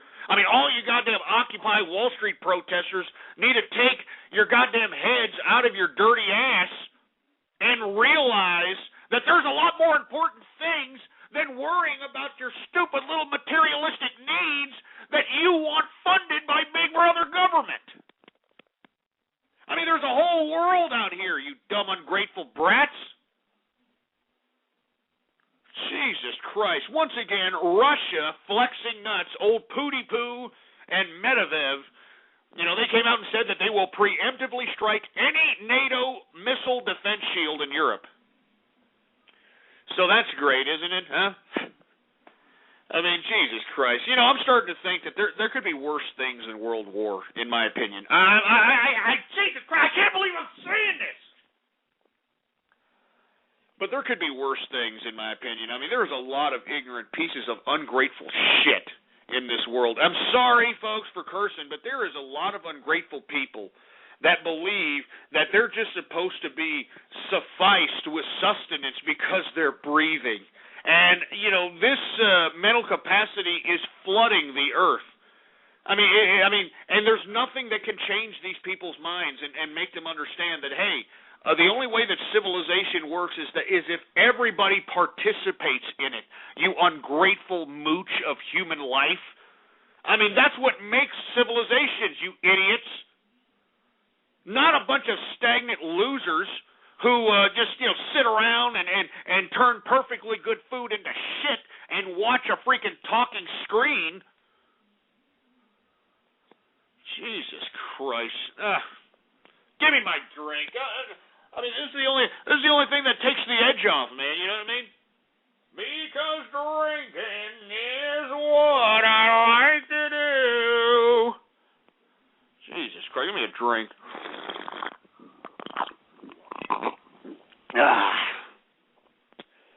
I mean, Russia's saying they'll preemptively strike a NATO missile defense system, man. I mean, what? You don't think that we're already on the brink?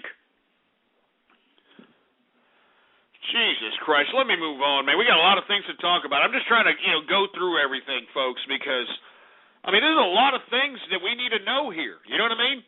A lot of things. If we don't know them, these governments know them, and they'll participate in doing whatever they feel is the appropriate measure, when it's supposed to be a government made by the people and for the people. I'm just saying. Anyway, watch Pooty Poo and Medvedev. And not to mention, didn't Barack Obama and Medvedev have like a secret discussion about this defense shield? Remember that? Remember that open mic little situation that happened between Barack Obama and Medvedev? Remember that? Wasn't this what they were talking about? Like, wait till after the election, and after that I'll have more flexibility. I'm just saying, man. Jesus Christ. Let me move on to another subject matter, folks. For you folks that are unaware, the European leaders of a variety of different European nations are vowing to boycott the Euro 2012 football championship. Oh, man. I could only imagine the hooligans right now. You know, oh, fuck you, mate. I'm still going to the game, mate. I'm still going to the game. I don't give a fuck. I'm going out there to the Ukraine. I'm going to go in. I mean, this is serious business here. You know what I mean? The European leaders are threatening to boycott, and I think they are going to boycott the 2012 Euro Football Championship. And this is all because of the abuse and the wrongful imprisonment of Ukraine's ex-prime minister, Yulia Tymoshenko. And for you folks that are unfamiliar, Yulia Tymoshenko was the former prime minister. And now that the communists from Donbass, Ukraine, for you folks that aren't familiar with Ukrainian politics, Donbass, is an area of the Ukraine in which is comprised of mostly Russian industrialists, Russian-speaking industrialists, that actually have been able to infiltrate the Ukrainian government and take complete and total control of power. This is why they have jailed Yulia Tymoshenko on a bogus corruption charge, because, believe it or not, this is how you eliminate any opposition. And the only other opposition in the Ukraine to the Donbas communists are Yulia Tymoshenko's democratic ideas. You know, this party that she's in. So what's the first rule of communism? Get rid of your enemies by any means necessary, right? And this is what they're doing to Tymoshenko. Anyway, the European leaders are threatening to boycott the Euro 2012 football championship until they release Yulia Tymoshenko. And I think that they should release Yulia Tymoshenko, because it's a bunch of garbage. What do they charge her with? A corruption of power? Since when? Based on what? Anyway, man, I don't know about you hooligans out there, man. There may not be a 2012 Euro football championship. For all you folks that are Americans, I'm not talking about our football. I'm talking about soccer. Oh, yes, the old soccer, yes. You know, I don't like soccer personally, but, man, the Europeans, you know, they go to wars over it, for Christ's sake, man. I mean, I don't understand. I mean, why anybody would patronize a soccer event given all the footage of all the soccer chaos that happens at these freaking soccer games. I have no idea. And soccer, you know, with all due respect to my European brethren, soccer sucks. All right? It sucks. All right? It's just a bunch of idiots not using their hands and kicking a freaking ball. All right? I'm sorry. I mean, I like the traditional American football where people are busting heads. You know, you got these overgrown, muscle-bound, steroid, human growth hormone and freaks going out there busting heads, salivating, foaming at the mouth, for Christ's sake, you know, acting like warriors. You know what I mean? Acting like warriors, like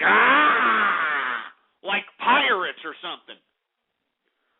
None of this, you know, half a fruit, you know, kicking of a soccer ball, for Christ's sake. Anyway, enough of that. Once again, European leaders are going to boycott the Euro 2012 football championships because of the jailing and the utter abuse of Yulia Tymoshenko. And all I've got to say about it is, free Yulia Tymoshenko, man. That's all I got to say.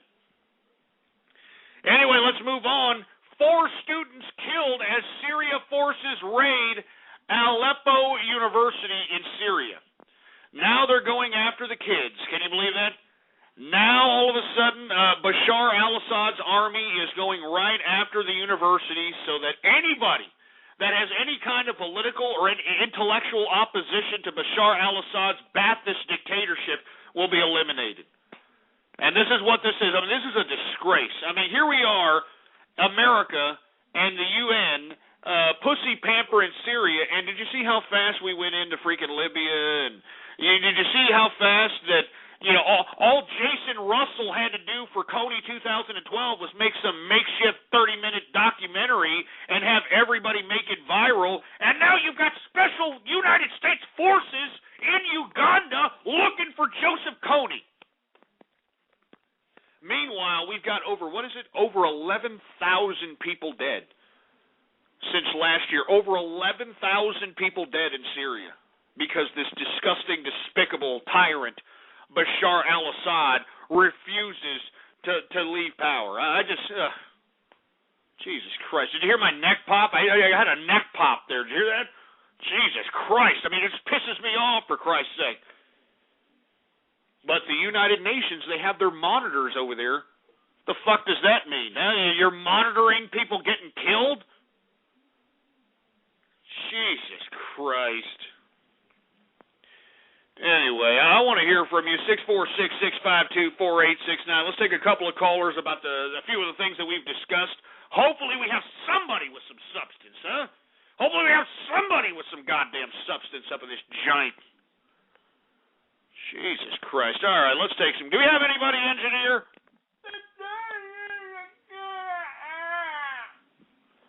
Well, you got a couple of people here. Let's go ahead and take some callers. 240, you're on the horn.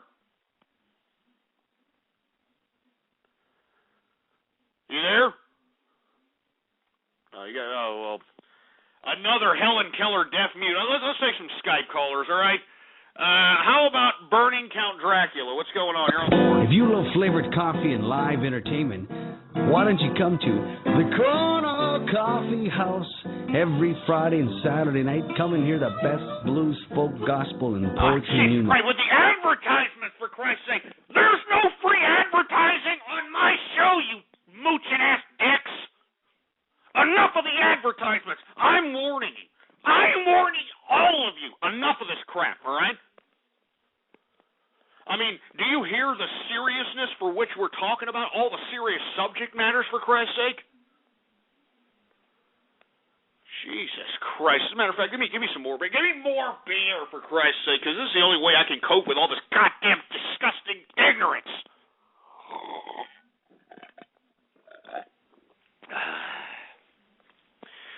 347, what's up? You're on the horn. Oh, go stick up my ass. Stick up my ass. I finger myself full of coffee. What the hell? Fuck me, Ghost. Oh, yeah, I love football when big sweaty men touch each other. Man, that's Jesus Christ, sounds like you're calling from a freaking bathhouse, for Christ's sake. How about 336? You're on the horn. Hey, Ghost, what's up? What's up, man? Oh, it's fine. I want to talk about CISPA real quick, if that's okay with you. Go ahead, man. Well, I just don't get it. Why does everybody want to take away our internet freedom? I mean, of course, I know there are a few, weird people, like child pornographers and stuff like that on the internet, but I mean, they're ruining it for everybody else. Why don't they just, there has to be some other option instead of invading everybody else's privacy and making money off of it. It's so No, stupid. man, they want to take away our freedom because they want to take, this is the easiest way to keep track of us, man. This is the easiest way to keep track of everybody. Being able to go through their emails without any kind of due process, without any kind of privacy laws, nothing. The ability to look at your chat logs, the ability to look at what you're searching for, the ability to look at the games you play, the ability to look at the pornography that you look at. I mean, this is what the government wants. They want to be able to comprise a psycho and demographic file on you so that if you ever cause problems, they can go back to that file and say, oh, yeah, look, you see, he was a sick freak. He liked looking at meat holes and liked looking at the Bang Bus Brothers. And I mean, do you understand what I'm saying? Yeah, I do. That's why these damn governments have such a hard-on to trying to regulate the internet, man. But it's like, it was passed in the House, right? That's what I heard. Yes, it is passed in the House, and currently they're debating about it in the Senate, but we shall see. And according to Barack Obama, he claims he's going to veto it, just like he claimed he was going to veto the National Defense Authorization Act. And now look at us. It's just a shame. We have no freedom anymore. No, we don't. We don't have any freedom is right. That's why I keep telling you this freaking Chen Guangcheng situation about how the United States Embassy was urging Chen to go back to China is a disgrace. I mean, this just proves the United States is authoritarian at this point in time.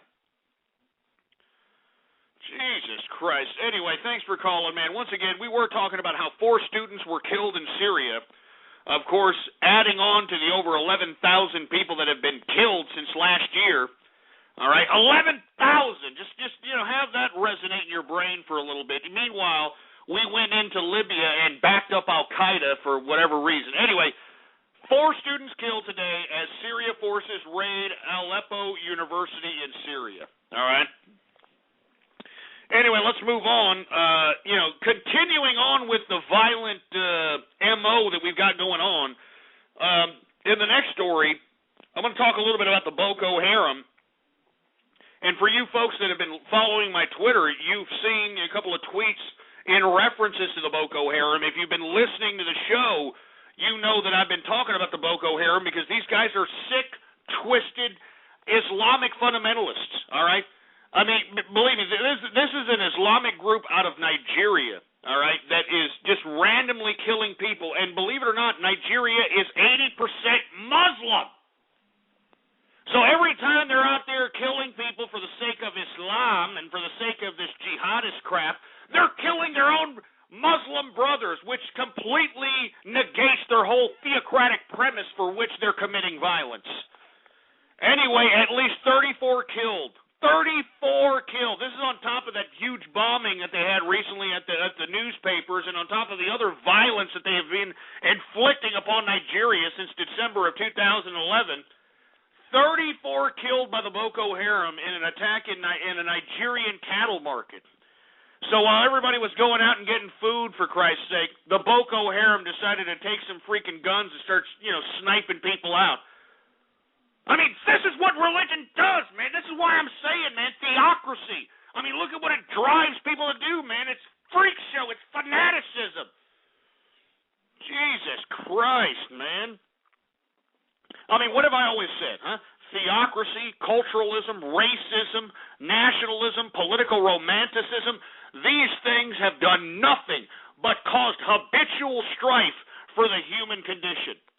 Habitual strife. And if you don't believe me, just take a look at the timelines of history that are stained in blood.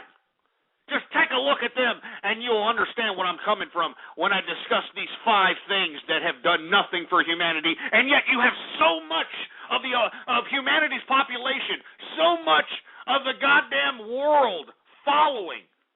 They're following these things. They're following theocratic fanaticism. They're following cultural fanaticism. They're following racial fanaticism. They're following nationalistic fanaticism. And they are definitely following political romantic fanaticism. It's ignorance. This is what the modern world is battling at this point in time. Jesus Christ. Anyway, we are now in the 3rd and final hour of the True Capitalist Radio broadcast. And, of course, I am your host, the man they call Ghost. And once again, folks, I want to thank everybody for tuning in with me. Before we get into anything else, I'd like for everybody to please retweet the broadcast, all right? Go to the social networks. Go to the forums. Go to the blogs. And spread it around like wildfire. And let everybody know that True Capitalist Radio is in effect and in the house. And for all you ass clowns that are too lazy to open up another freaking window on your browser, we got all kinds of little buttons underneath the player right in front of your goddamn filthy face. All right? We got all kinds of Google Plus buttons, Facebook like buttons, retweet this button, share this buttons. Use and abuse those freaking buttons, baby, all right? That's just a freaking click, for Christ's sake. Jesus Christ. And before I even ask the engineer, you know what I'm about to say, right? You know what I'm about to say? More beer! Christ's sake, on this 222 edition of the True Capitalist Radio broadcast. More beer! Woo! All right, let me go ahead and get another beer here. We got a beer right here. Let me go ahead and take a last swig of what's left in this goddamn glass here. We're opening up another spot in Slogan, Volkswagen. Oh, yeah. Oh, man, I'm feeling good today, man. You gotta love the German beers, man. It's the German beer. That's what it is. Oh, yeah. Let's go ahead and pour that in the glass there. Y'all hear that? Oh, man, you gotta love radio, man. The aesthetics, baby, the aesthetics. You know what I mean? All right. Let's get back to the show here. And I hate to ask the engineer this, but goddamn, engineer, do we have any Twitter shout-outs to be had for crowd here? Do we have any Twitter shout-outs to be had?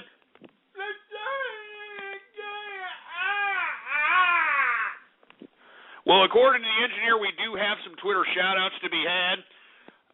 But before I do want to give a shout-out to the Capitalist Army, especially the Capitalist Army that is listening to me right now in the official Capitalist Army room. Much props, baby. Aussie Capitalist, Dutch Capitalist, all right? Balls. Believe it or not, we got somebody named Balls in there. We got freaking B-Town Capitalist, baby.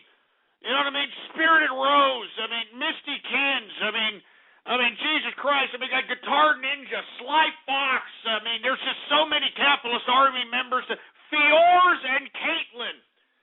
Fiors and Caitlin sitting in a tree. Kaissing. First comes love, then comes marriage, then comes Fiors saying, I am my kids. Anyway, if you want to have a shout-out right here live on the broadcast, all you've got to do is tweet at me this time. Tweet at me with the hashtag Capitalist Army. That's right. You must have the hashtag Capitalist Army, and I will give you a shout-out right here, right now, live on the broadcast. All right? Anyway, let's go ahead and let's give some shout-outs right here. We got Dutch Capitalists in the place. What's going on, the Dutch Capitalists? We've got Chins for Caitlin. Ah, you jerk. What a jerk. Anyway, what's up, Macroman5699? Macroman in the house. We got Style Krong in the place. Axeman3315. We got somebody named Bullets for Bronies. I wouldn't go that far. Come on. Bullets for Bronies. Come on. You know, maybe beatings for Bronies, but come on. Come on. Come on.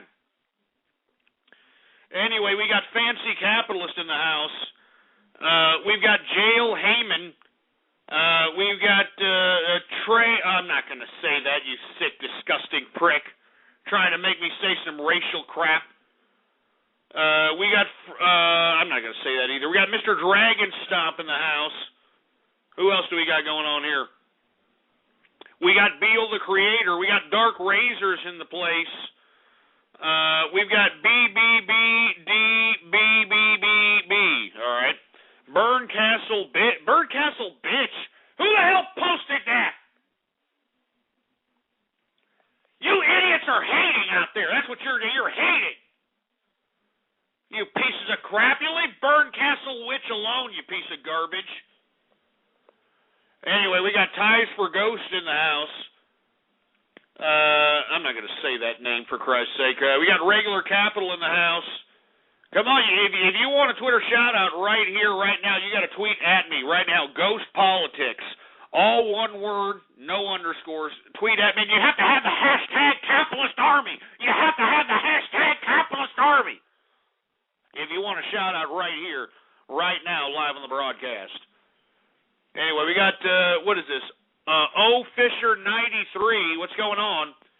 I'm not going to say that, you sick, twisted prick. We got Turn Off Chat, and it is off. We got No Shrimp for Goat. It's shove it up your ass, you people that are sitting here making a meme out of me and shrimp, all right? I want my shrimp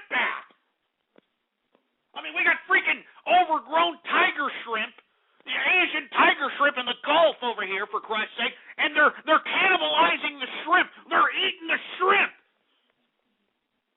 I mean, somebody needs to dox Tony Hayward, and you need to tell him that I want my shrimp back. God damn it. And that's not a joke. That's not a meme. That's not funny, for Christ's sake, because God damn it. Do you know what shrimp gives to the body besides high cholesterol? All right? Glycosamine. Do you know what glycosamine is? Huh? It helps your joints, all right? And I'm not talking about the ones that you spark up, you potheads. Jesus Christ. All right, that's enough. Look at these people. Look at that. Here we go. Here's Colon Tenderizer, this sick son of a bitch. Look at that. Here's the Whore Master. All right, that's enough. That's it. Get him off, Get him off, for Christ. Oh, yeah, here's one more. Asian tiger shrimp. Yeah, real funny. Real funny.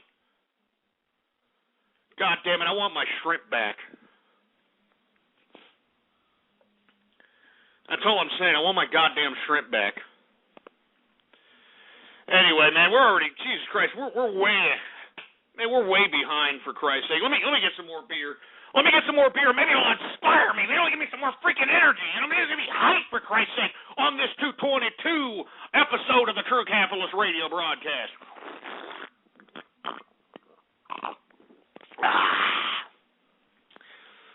Good stuff.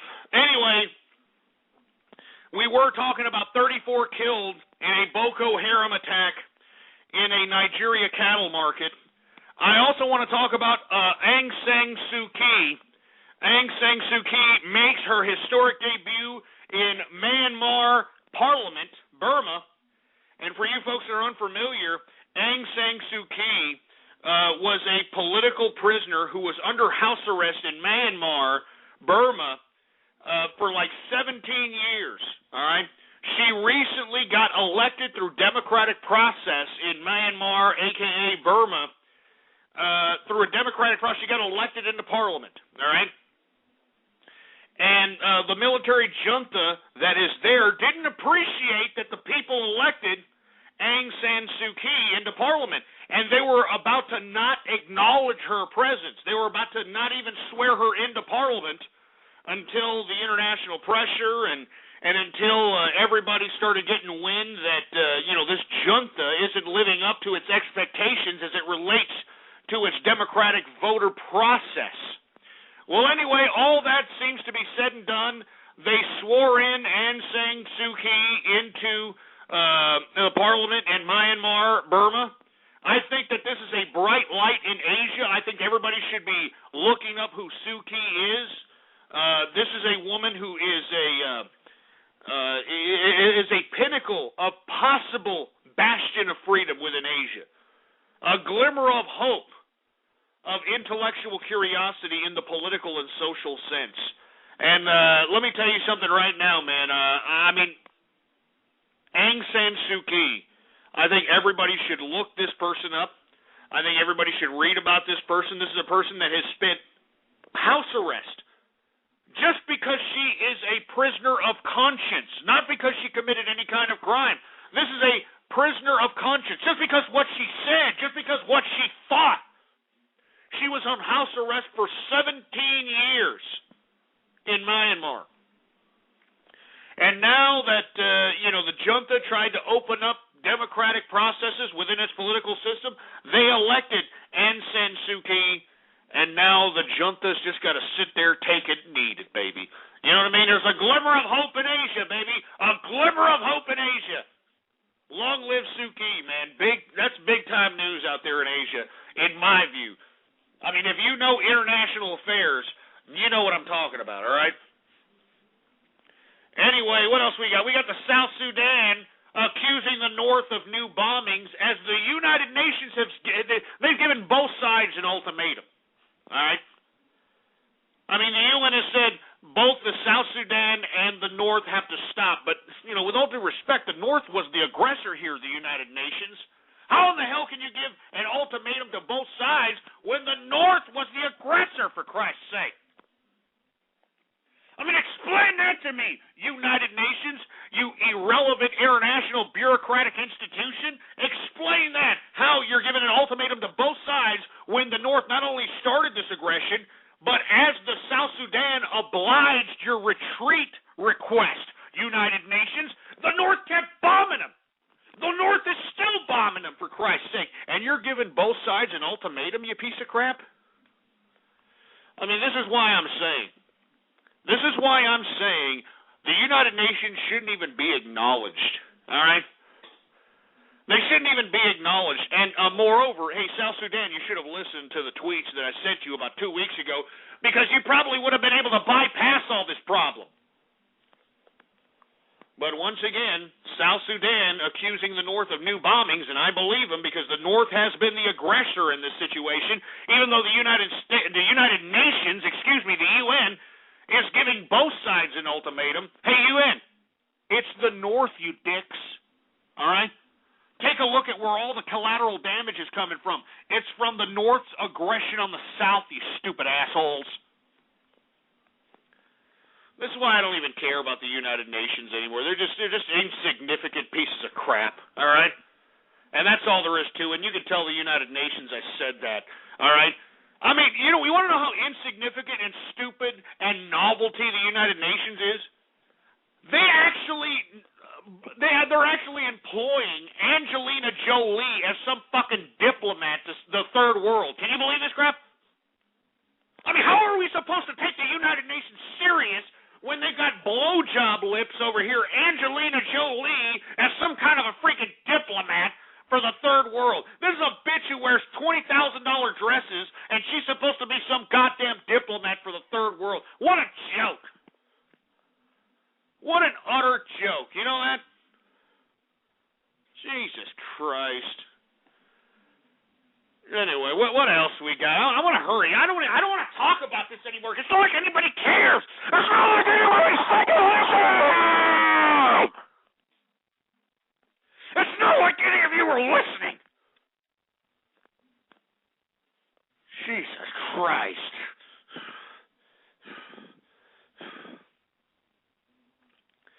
God damn it.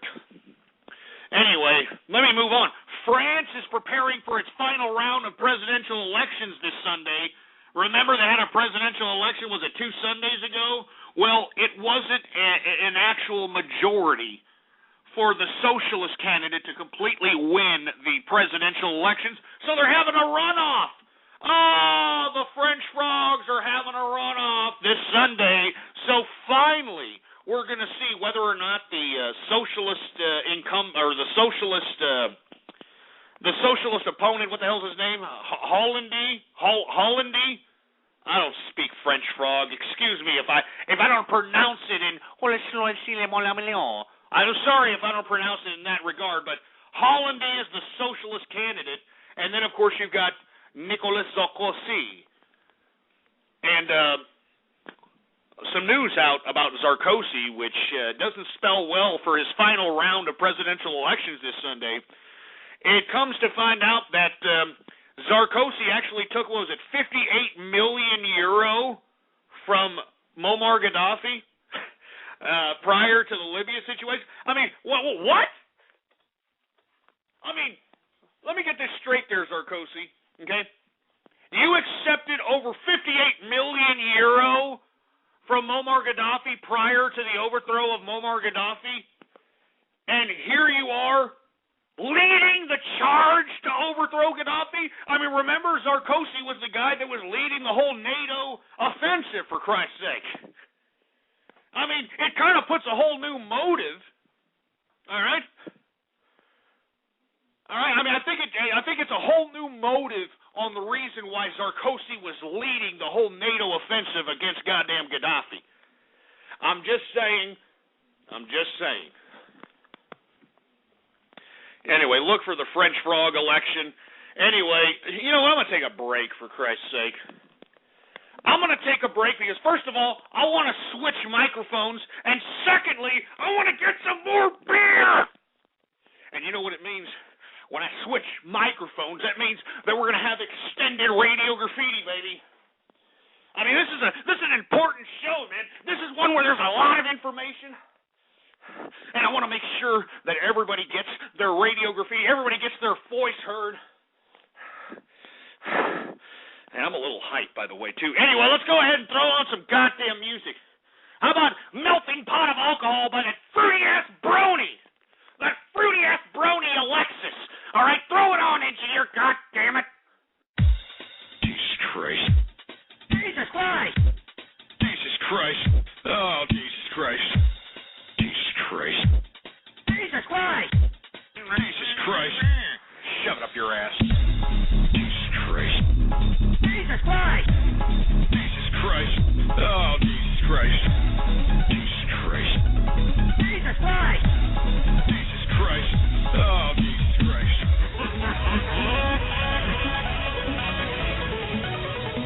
Sitting there playing True Capitalist radio broadcast. All right?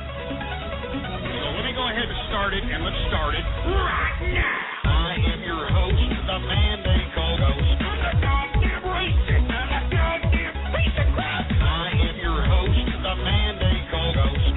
Fat, pretty bastard. I am your host, the man they call Ghost. The goddamn racist. The goddamn piece of crap. I am your host, the man they call Ghost. What penis? No, I mean, a few pearls here. I've been telling everybody who's listening to my broadcast to spread that around the internet throughout the world. That Ghost from True Capitalist Radio is a melting pot of alcohol.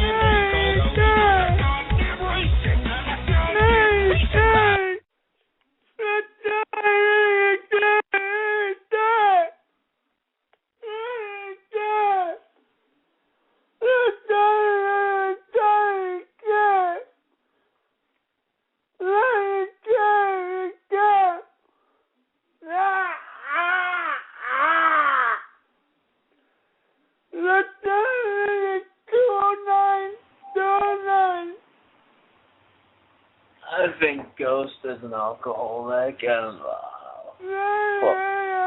Fuck you!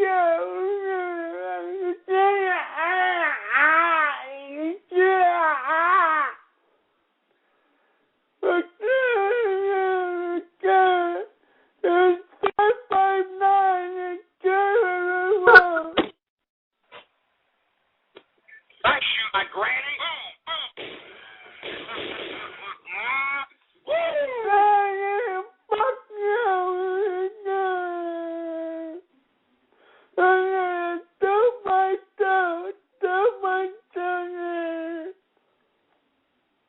Hey, I have nothing to say. I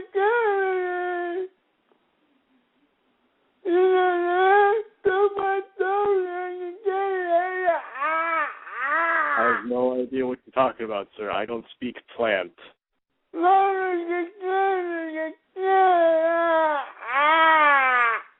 What?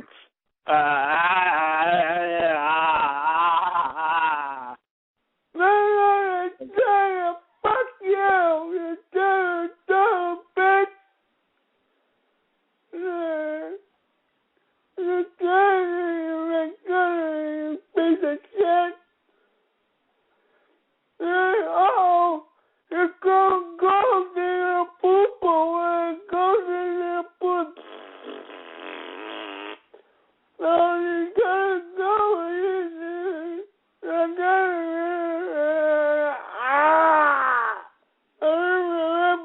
I'll be right back. I gotta go.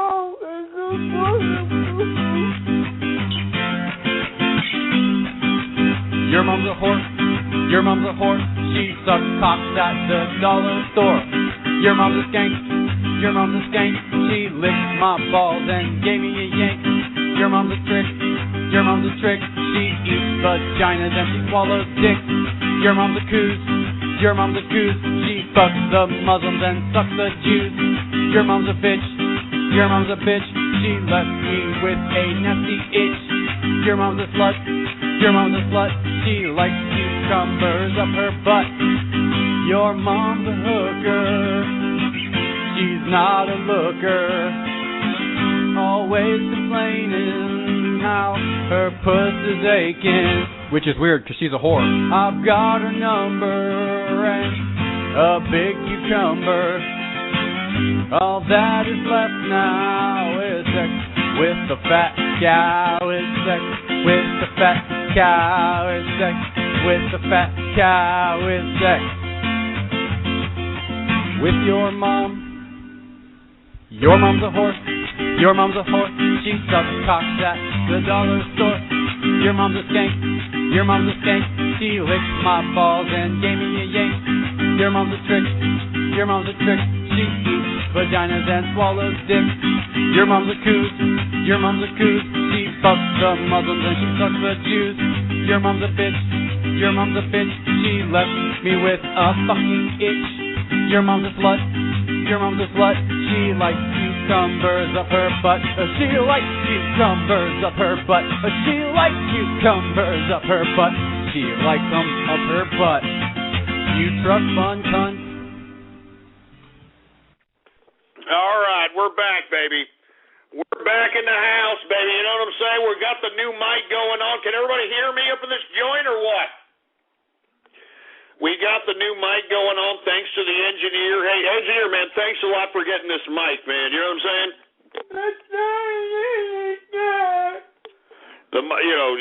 Seriously, engineer, appreciate it. Anyway, man, Jesus Christ, we're running out of so much time. I'm sorry, folks. We got a lot of crap to talk about, man. We were just talking about how the French prepares for its final round of presidential elections this Sunday. Libya, believe it or not, is granting immunity. It is granting immunity to its revolutionaries who fought against Muammar Gaddafi. Can you believe this crap? So no matter what kinds of crimes against humanity that these rebels may have done to people, no matter what type of plundering or raping or anything of that matter, now the Libyan government, which is Al-Qaeda, for you folks that are just living under a rock, yeah, Al-Qaeda took over Libya, and the United States and NATO helped, regardless of what you want to believe, all right? Anyway, the Libyan government grants immunity to all the so-called revolutionaries who fought against Gaddafi. Isn't that great? Oh, isn't that great? Jesus Christ. And then President Obama actually wants the freaking, does it sound like I'm talking like a walkie-talkie? How about this? How's this? Is this better? How's that? Is that better? Jesus Christ. Anyway, like I was saying, Libya is granting immunity to all the freaking stupid-ass revolutionaries that fought against Muammar Gaddafi, for Christ's sake, all right? Anyway, let's continue going on. How about, who else we got? We've got the world powers trying to urge Iran to grant access to its nuclear facilities. Can you believe this crap? All right?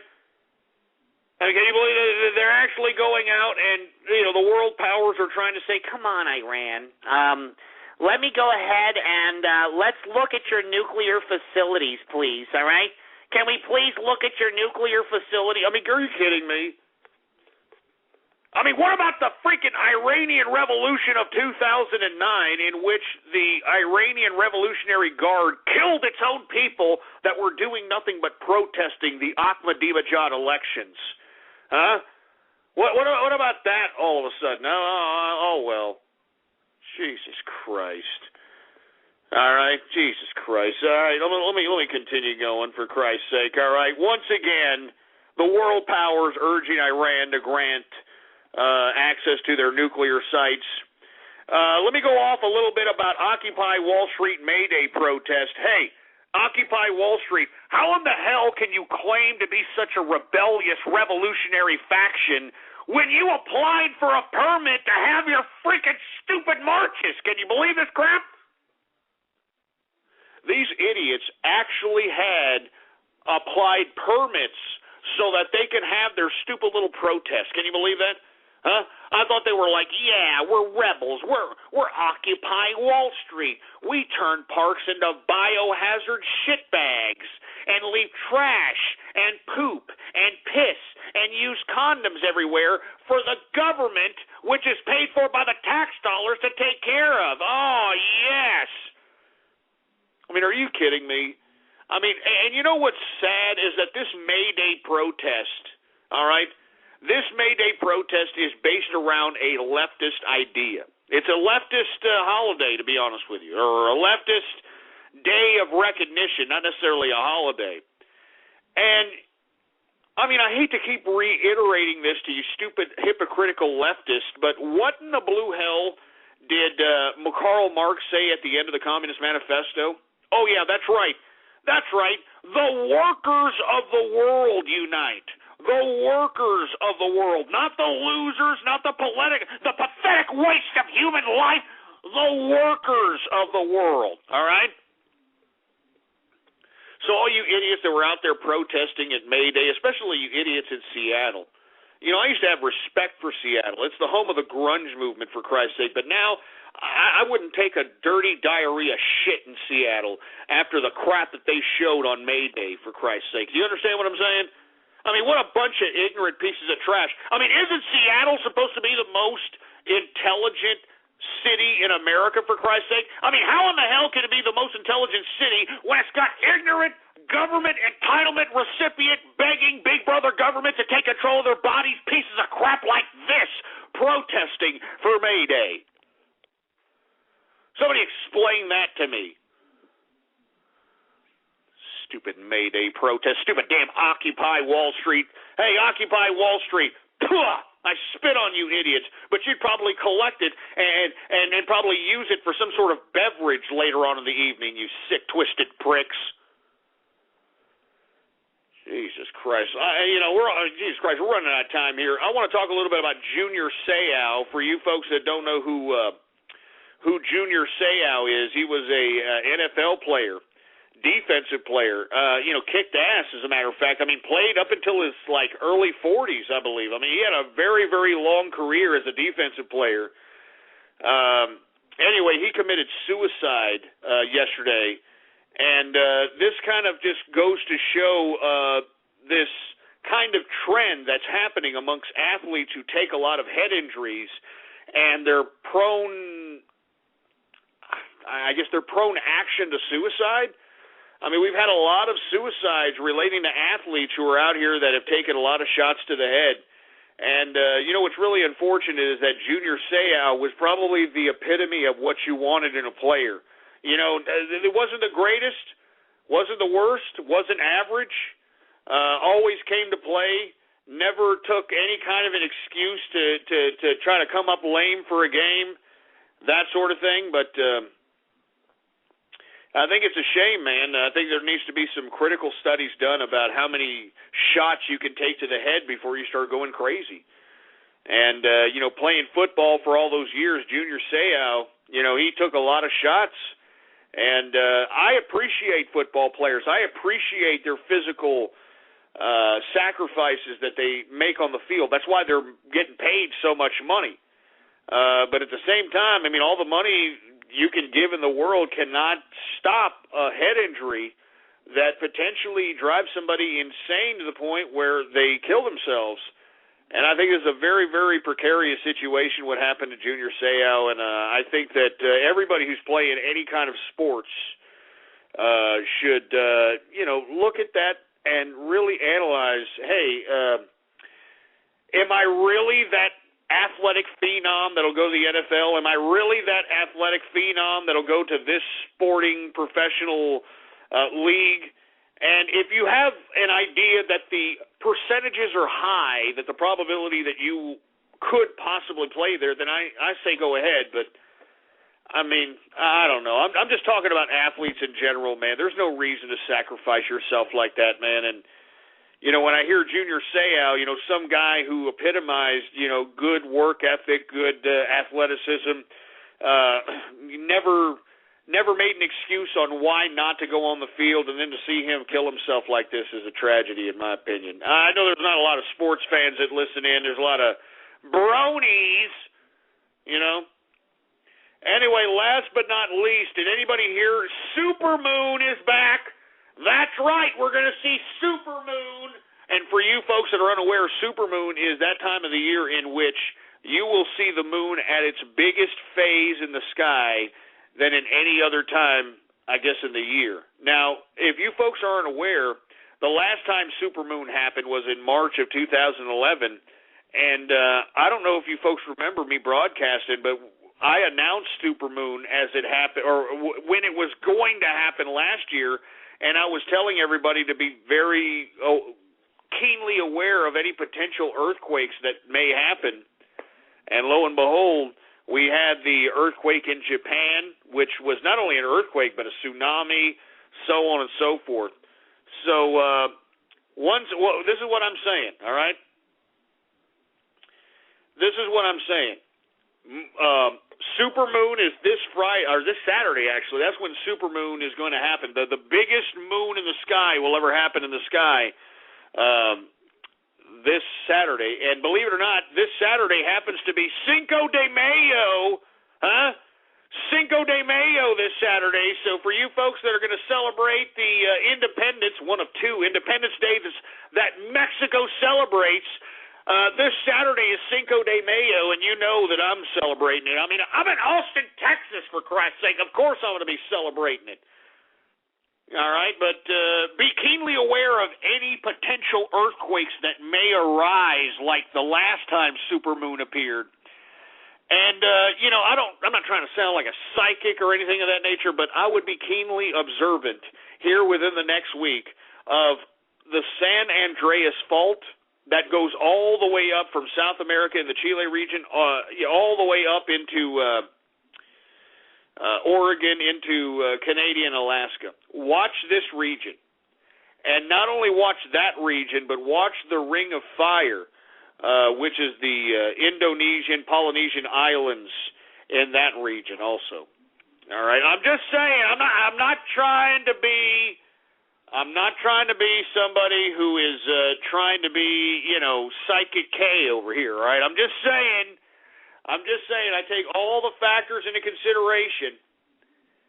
And don't be surprised if we see a 7-point-something and 8-point-something here within the next week. I'm just saying. And it may happen in the middle of the ocean, and there may be a tsunami. But I'm just saying. You know what I mean? So once again, watch out for Supermoon on Cinco de Mayo, all right? And anyway, that's about it, for Christ's sake, all right? I'm glad we covered everything. I'm sure everybody's like, Jesus Christ, finally, come on. Well, now is about time for everybody's favorite part of the broadcast, baby, and I'm talking about radiography. That's right, folks. It's time for Radio Graffiti, the part of the broadcast in which the spectators become a part of the spectacle. All you have to do is give me a call right now. Give me a call. 646-652-4869 is the number to call here. And when I call on your area code or on your Skype name, you will have exactly 3 to 4 seconds to say whatever, and I do mean whatever is on your mind. But you better make it quick. And when I call on your goddamn Skype name or on your area code, you better be ready. Don't be a Helen Keller deaf mute and just sit there playing with your goddamn pecker shaft or whacking your clitoris off like a windshield wiper out of whack. All right? Be ready is all I'm saying. Be ready. As a matter of fact, let me go ahead and drink this beer here.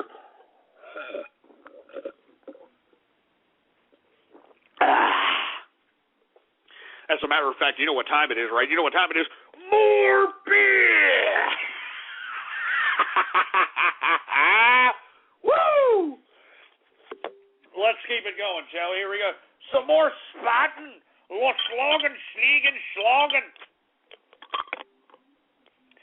All right, now that we got that out of the way, let me go ahead and pour the beer into the glass here. Oh, yeah. And we're going to go ahead and go into Radio Graffiti. And I know everybody's like, come on, Ghosty. Give me Radio Graffiti. Well, you know what? I'll start Radio Graffiti when I damn well feel like it. You know what I'm saying? As a matter of fact, I was going to start Radio Graffiti now, but all you idiots that are bitching and pissing and moaning on Twitter, you idiots are going to have to hear me take another sip of my beer first. How you like that?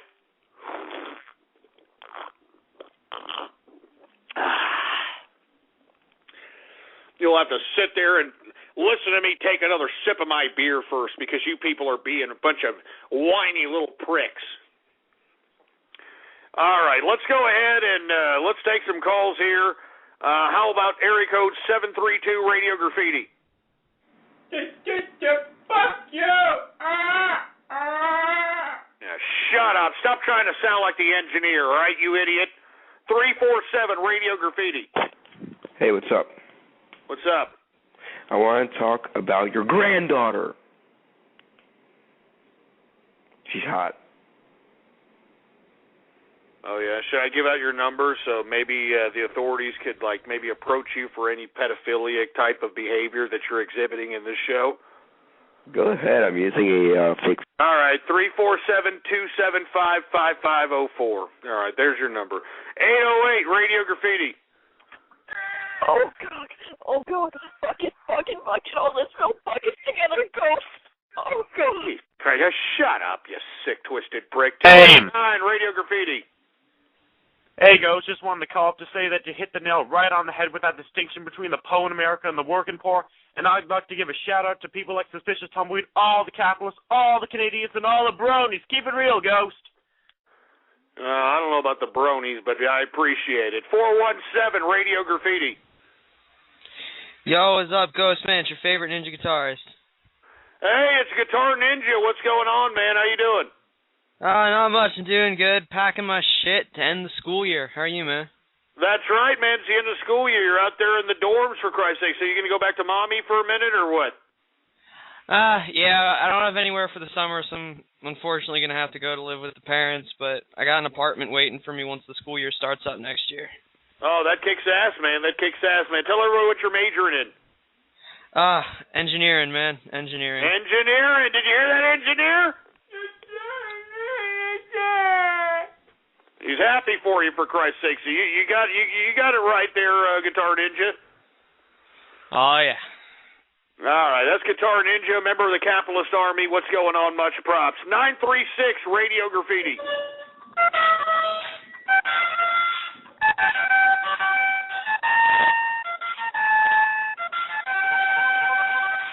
Christ, what are we, 8-bit time or something? 858 Radio Graffiti. Hey, guys. You're talking about theology and all that stuff. I just have a question for you. Are you an atheist? No, I am not an atheist, all right? I don't believe that we're nothing more than bacteria on a rock, all right? I don't believe that we're nothing more than just meat that just happens to be physically animated, all right? I mean, give me a break. No, I'm not an atheist. And not to mention, how can you make a religion from not believing in religion? I mean, I just never understood that. And for you people that are going to make the argument that, well, atheism isn't a religion, Ghost. Oh, yeah?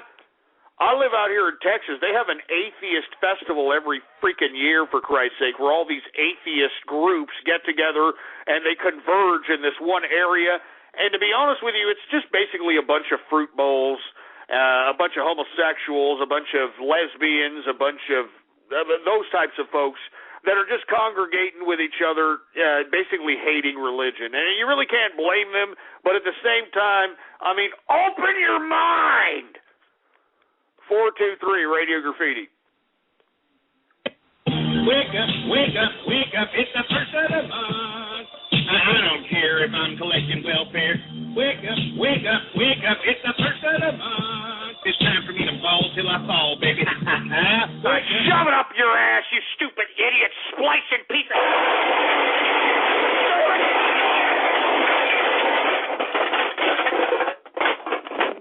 Gonna sit over here and give me that crap? God damn it, you stupid son of a bitch. Screw the first of the month. Do you understand that? Screw the first of the month. And screw all those entitlement recipient pieces of goddamn garbage. God damn it. Give me the mic. Give me the mic. Give me the mic.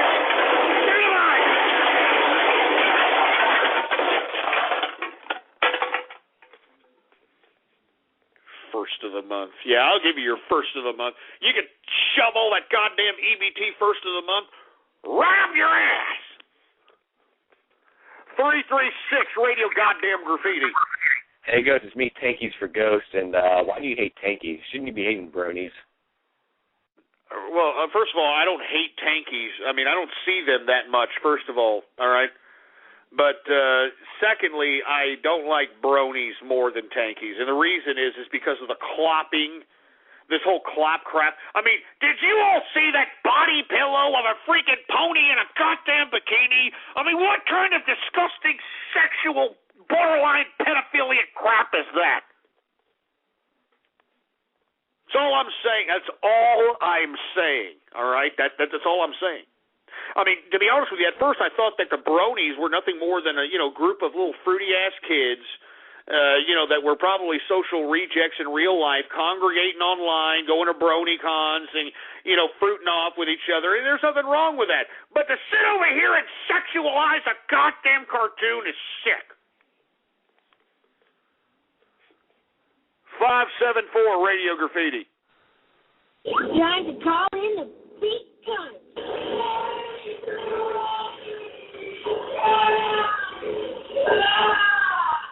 Shut up, you stupid moron. 978 Radio Graffiti.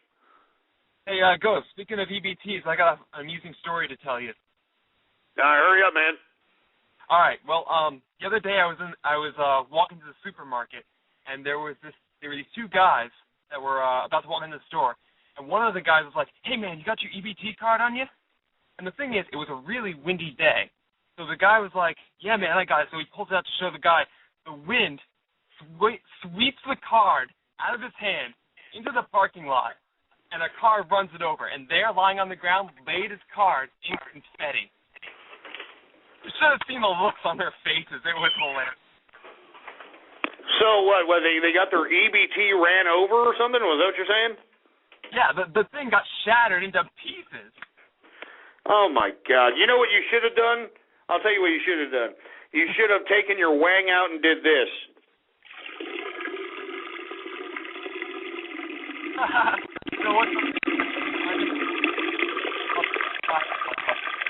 Anyway, thought I'd amuse you a little. Yeah, that's what you should have done right there, and not only on their EBT, but on their goddamn leg. You should have done it on the it was obviously the Poe in America's that you were watching. Am I correct?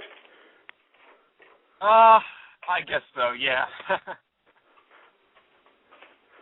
That's what I'm saying. You should have done it to their leg, and on top of the freaking EBT card, for Christ's sake. That's a hell of a story. What store were you in front of? It was a Market Basket.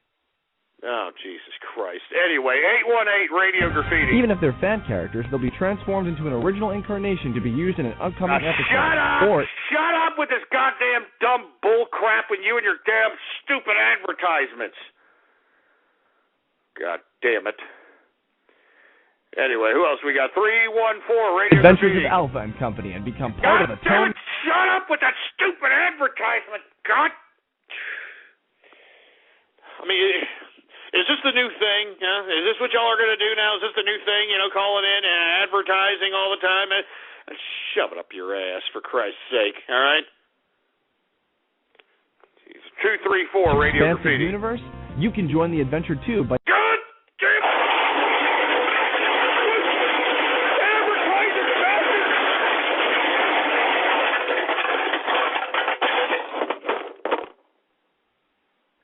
God damn it! God damn it, man! Enough! Enough with the goddamn advertisements! You pieces of looser, cyber-vermin-infested crap! God damn it!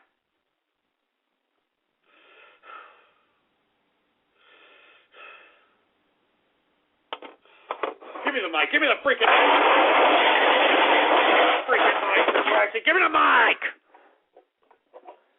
Get this crap out of my face. Freaking crap out of here. And screw you people on Twitter. Screw you people on Twitter calling me a sellout, for Christ's sake. Do you think that I have control of these idiots calling up with these stupid ads? Huh? Is that what you think, huh? You think that I'm just telling them to call up and play these freaking advertisements, for Christ's sake? These people are getting free advertisement off my show. And I don't give out nothing for free, boy, except for knowledge. I don't give out nothing for free, boy, except for knowledge. I don't give out nothing for free, boy, except for knowledge. And it's what you do with that goddamn knowledge that makes you who you are. If you're going to sit over there and let the knowledge go in one ear out the other, that's your goddamn problem. And screw you people. Screw you people that are calling me a sellout. I'm not a sellout. Am I exploiting fear like Alex Beer Gut Jones over there, like pork barrel ass, huh? I'm not. You stupid sons of bitches. Give me my drink. These people are pissing me off.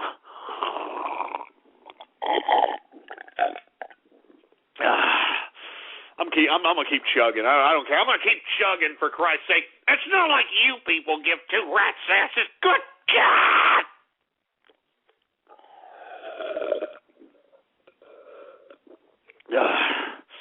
Almost done.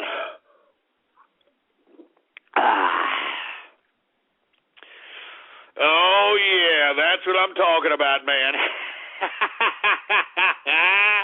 Woo! Let's keep it going. Hey, one more beer, baby. One more beer! Woo! All right, let's go ahead and get another beer here. Here we go. There we go. Another spot and slogan. Jesus Christ. Let me fill this goddamn thing up, for Christ's sake, up in this joint. Yeah, man. And you know what? You people on Twitter are starting to really piss me off. You know that? You people on Twitter are really starting to piss me off, calling me a sellout. Well, you sell this out. How about you idiots sell this out? Huh? How about that? You sell that out, you stupid piece of crap. I'm not a sellout. If I was a sellout, don't you think I would have sold out a long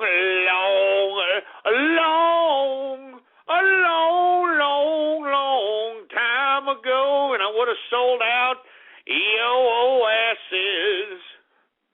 But I'm not. I'm not selling out, you piece of crap, so shove it up your ass, all of you people that are sitting there on Twitter. I don't appreciate that. I'm not a sellout. I'm not a sellout, for Christ's sake, man. So stop it.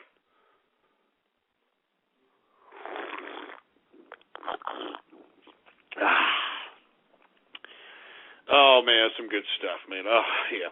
Anyway, let's keep going. All right. 303 Radio Graffiti. Hey Ghost, did you know that the engineer took over the show while you were gone? What? What? You're lying. You idiots are just trolling. 720 Radio Graffiti. History's biggest social networking game. Our God hero. damn it! Shut up! Note Party, Radio Graffiti. I can confirm this, Ghost. Engineer did take over the show. The engineer, you took over the show, engineer?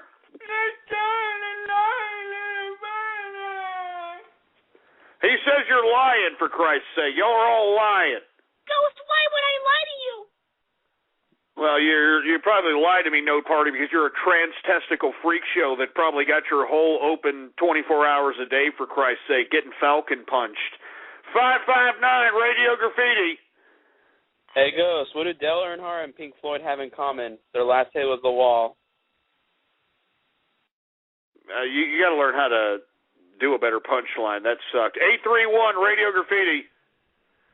Hey, Ghost, it's me, Eridan, your #1 fan, and I'm just here to tell you, you're a fucking disgrace to the high blood. The engineer should... Yeah, well, shut up! You shut up your ass! 252 Radio Graffiti. I can vouch for this. Engineer's on a show, and also Engineer's a plant.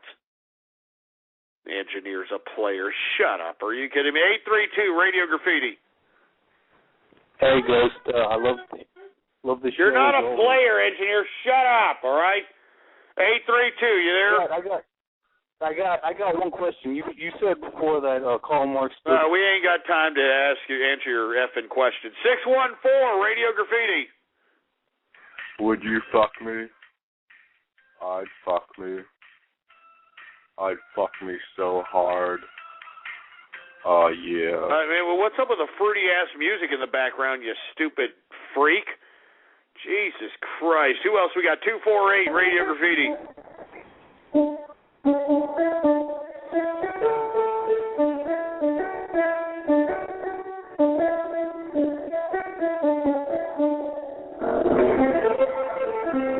All right, we get it. 315 Radio Graffiti.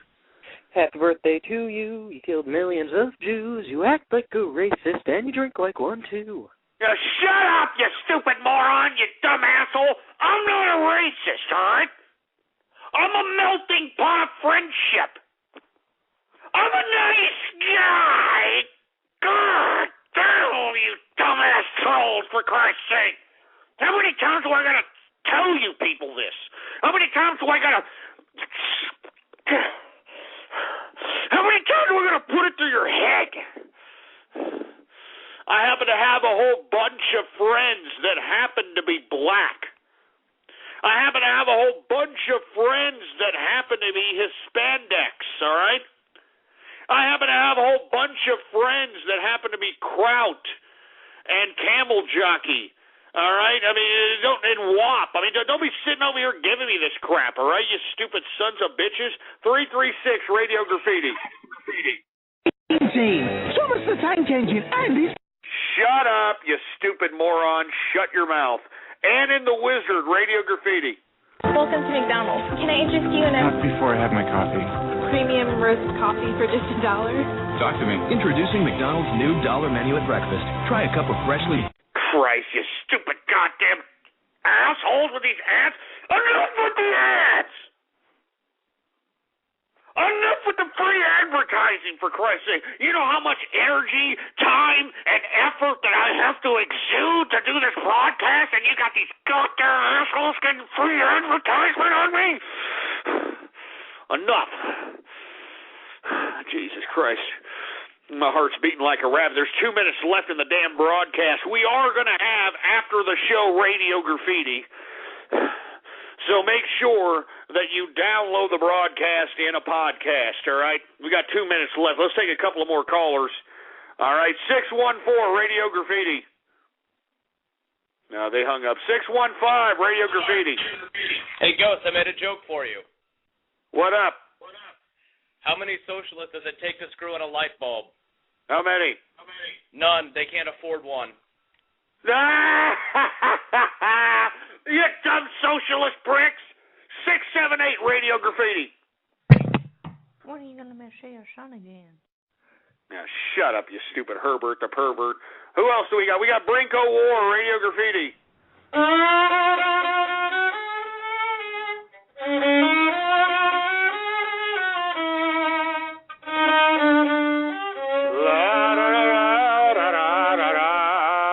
Pretty good stuff there, Brinko War. Who else do we got going on? Let's take a couple more Skype callers. How about The Rock, 884 Radio Graffiti? If the answer is yes, then don't wait another minute. Pick up your phone and call the professionals.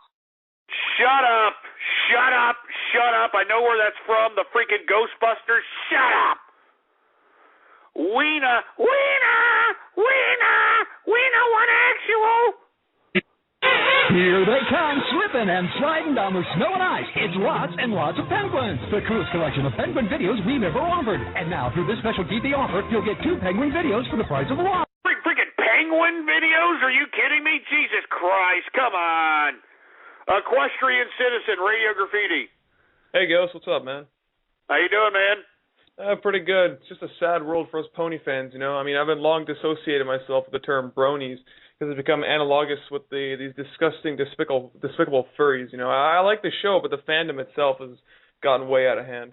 Now, are you kidding me? I mean, look at these bronies here. I'm getting infested by bronies. We're about to end the show. Follow me on Twitter, Ghost Politics, all one word, no underscores. And tune in the next time. Follow me on Twitter, for Christ's sake. Anyway, we're now officially off the air. I agree with Equestrian Citizen. I mean, I don't know what the hell the bronies are doing. I mean, what happened to you bronies?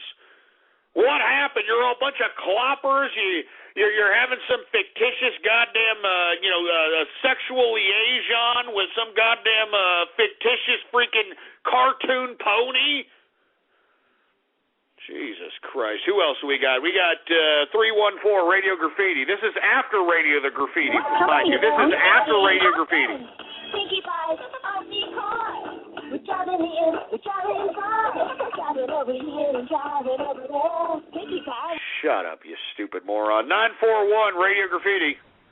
Ghost, how's it going? Nice to see you again. Hey, it's Ask Karaskin, man. What's going on with Karaskin? How you doing, man? Not much, man. How about you? Hey, you know what? Hey, you want to do another Ask Karaskin going on? I know it's after Radio Graffiti, but we'll have an after Ask Karaskin. How about that? Just for a little bit. Do you mind, Karaskin? All right, let's go with that. Hey, tell everybody where to find you, man, on Twitter. It's Carlos Scott. It's spelled like Karaskin. All right, let's go ahead and we're going to do a couple of calls to Ask Karaskin, all right? 818, Ask Karaskin.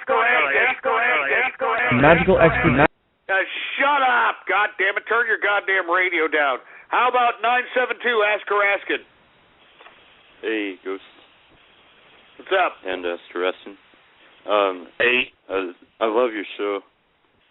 Thanks, man. I appreciate it. It's so awesome. No, I appreciate it. No, he's just giving a compliment, man. There ain't nothing wrong with giving a compliment. I appreciate it, bro. How about 423, Ask Karaskin? Oh, anyway, you may go. Carmen Kane and Sunday What? Oh, good God! Damn these goddamn people! Please, calm down. God damn it! You see what I have to put up with there, Karaskin? You see? I mean, good God, man. No kidding. These guys are crazy. Good God. 973, Ask Karaskin. Hey, Karaskin. Did you know Ghostler was a Nazi? No, that's a big lie. You know that. It's a big, dumb lie. He's also a brony. It's more of very funny. He's not a brony. Trayvon Martin. Ron Paul. Shut up, 973. You don't know your ass from your elbow. You sound fruitier than a box of Fruit Loops. Hey, man, thanks for backing me up there, Karaskin. Let's take another call. 240, Ask Karaskin. Hey, Karaskin, just saying, I definitely think Fluttershy could have tamed the rabbit uprising in Equestria. Uh-oh. Did you hear that, Karaskin? You did not go there, man. You did not go there. You know what happens if you piss on the rabbits? Do you know what happens if you piss on the rabbit? They will come over to your house and throw you down to the toilet and plunge you down where they would take you down to their underground layer and they would do nasty things to you. I'm just saying. Yeah, you hear that, 240? You hear that? Yeah, he told you. Karaskin has obviously never witnessed the stare. The what? The stare. Who cares? I care. Well, what about the stare? What does it do? What the hell? I mean, don't just talk about it. Explain. The stare will bring you to your knees. Skip the... let's just hang him up, all right? Wait. What's going on with the stare? Come on, hurry up, 240. Karaskin doesn't want you to talk about the stare. You will become powerless under the power of the stare. Is that all you got? Man, no kidding. Big deal is right. How can you if you're holding a phone? That's stupid, don't you think? What was that, Karaskin? You only stare with your eyes, not with a phone. Get it through your noggin, man. Yeah, you heard Karaskin. 832, ask Karaskin. Hello. Yeah. Yo. I'm endorsing Ghostware for president of 2012. Now, shut up, you stupid fruit. 212, ask Karaskin. Hi, Daddy. You want to make my cock? My name's not Patty, stupid. Yeah, his name's not Patty, stupid. How about 754? Rob, you ask can have your Karaskin. very own background character created and brought right. Jesus Christ! Here we go with these damn commercials for Christ's sake. 209, ask Karaskin. Hold on. I need to speak to you for a moment. Huh? Is he talking?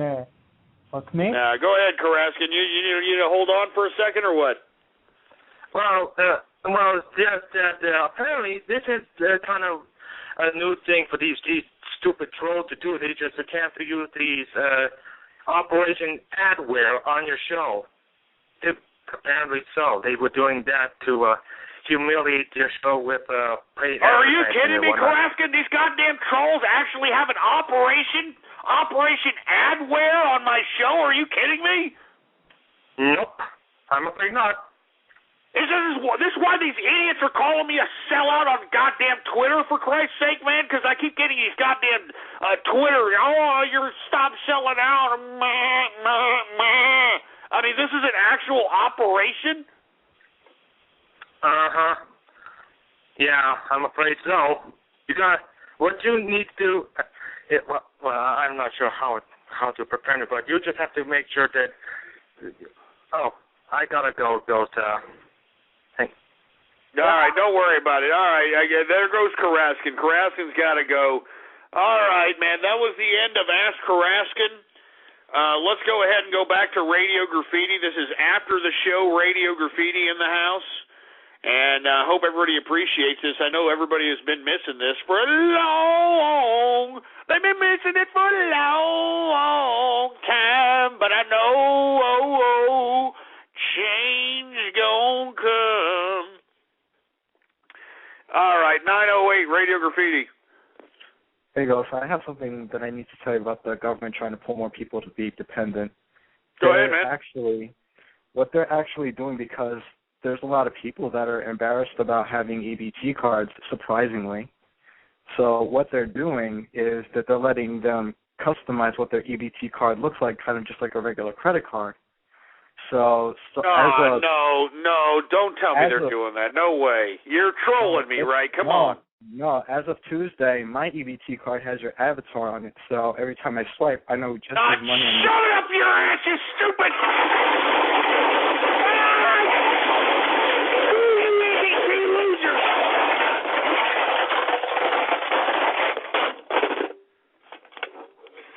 Damn it, screw you, EBT losers! You understand that?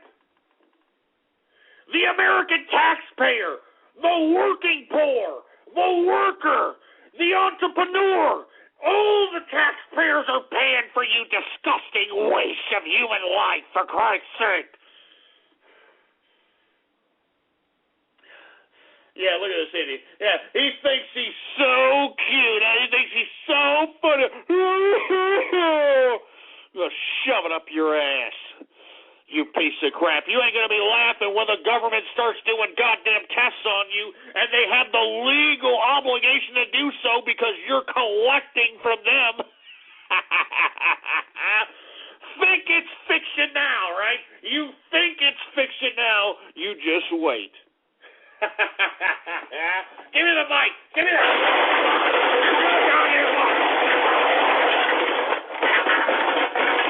Give me the goddamn mic.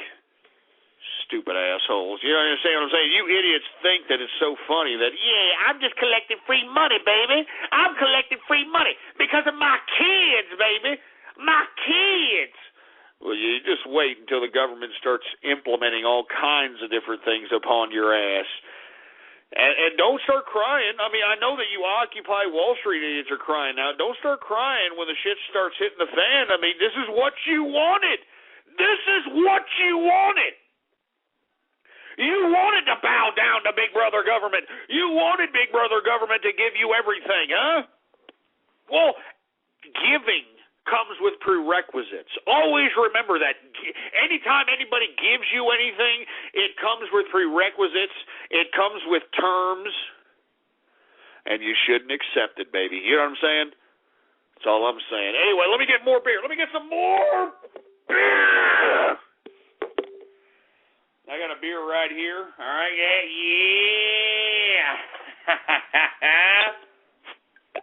Oh, yeah.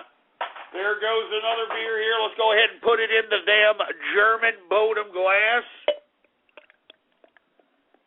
Oh, man, that's some good stuff right there, man. This is after Radio Graffiti. The only way that you're listening to this is if you're on the phone right now waiting to be called on for Radio Graffiti, or you're listening to it in the goddamn archive. Let's continue going, shall we? Who else do we got? We got Tango Whiskey, Radio Graffiti. I guess we should just go ahead and fruit up. Cue up that music. Yes! Yes! Yes! I freaking love this! I'm fruiting up! Baby, that's what I do! I got a throbbing vein in the side of my freaking Half-inch John Holmes sausage between my legs. Oh, my. Carmen Kane is a good piece of ass. Here comes... Shut up, goddammit! I never said that, and anybody who knows me knows that I would never say that, you splicing piece of trash. Anybody who knows Ghost from True Capitalist Radio knows I wouldn't say anything of that. You son of a bitch. 724 Radio Graffiti.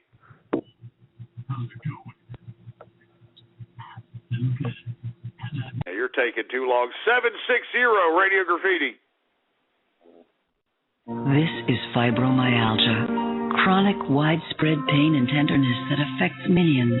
Don't give me that crap. I don't believe in fibromyalgia, you sorry sacks of crap. I don't believe in that crap, so you can take that advertisement and you can take that ailment and shove it right up your entitlement ass. I don't believe in fibromyalgia. You know what fibromyalgia is? Just dealing with everyday life, you dick. I mean, every time you go out and work hard, every time you're on your feet for a long period of the day, anytime you use your muscles on a consistent basis, they're going to hurt, you idiot. Stupid fibromyalgia. I literally bitch slap anybody who comes up to me and says they got fibromyalgia. 240 Radio Graffiti. Yeah, another Helen Keller deaf mute. 518 Radio Graffiti.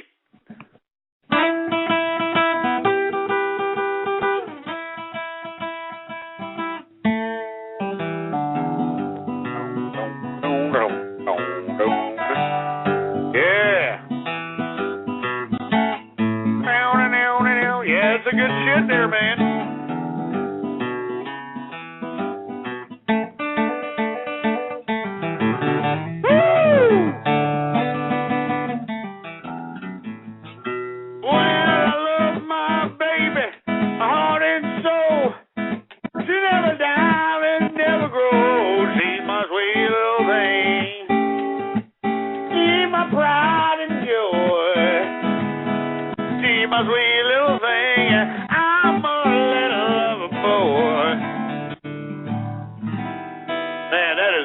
Man, 518, man. You want to give props to anybody or anything? Yeah, shout out to Guitar Ninja. Hey, man, shout out to Guitar Ninja, man. That's a pretty good that's a pretty good guitar there, man, on acoustic. Stevie Ray Vaughan on acoustic. Come on now. 765 Radio Graffiti. Around out here in Texas with my strap on. Yeah, real funny, you idiot, all right? I said that out of context because I knew you dumb perverts with... Never mind. 250 Radio Graffiti. I mean, in my personal opinion, Kudu 17 is a good piece of ass. I didn't say that, you asshole. Terrain of magical expertise. For a measly 11... Shut up with that goddamn fucking advertisement. Shut up. 706 Radio Graffiti. Coach, last night I was figuring my girl, and then I thought about it. I thought about your show, man, and it reminded me of myself when I was in the shower figuring my ass, and then all of a sudden, I don't even know what the hell you're talking about. 410 Radio Graffiti. Hey, Ghost. What's up? You know that stupid, I don't know. Yeah. Take whatever you got in your mouth out of it, all right there, Fruit Bowl. 484 Radio Graffiti. Ghost, I was just wondering why you carry around Karaskin on your back. Like, protect me from the trolls, Karaskin. Oh, shut up, you dumb asshole, all right? Karaskin's a nice young man, all right? You know what, Karaskin reminds me of the engineer, but of course Karaskin's a little bit smarter than the engineer, but he reminds me of the engineer. You know, I mean, the engineer likes Karaskin. Do you like Karaskin there, engineer? Engineer, come on. You like Karaskin, right?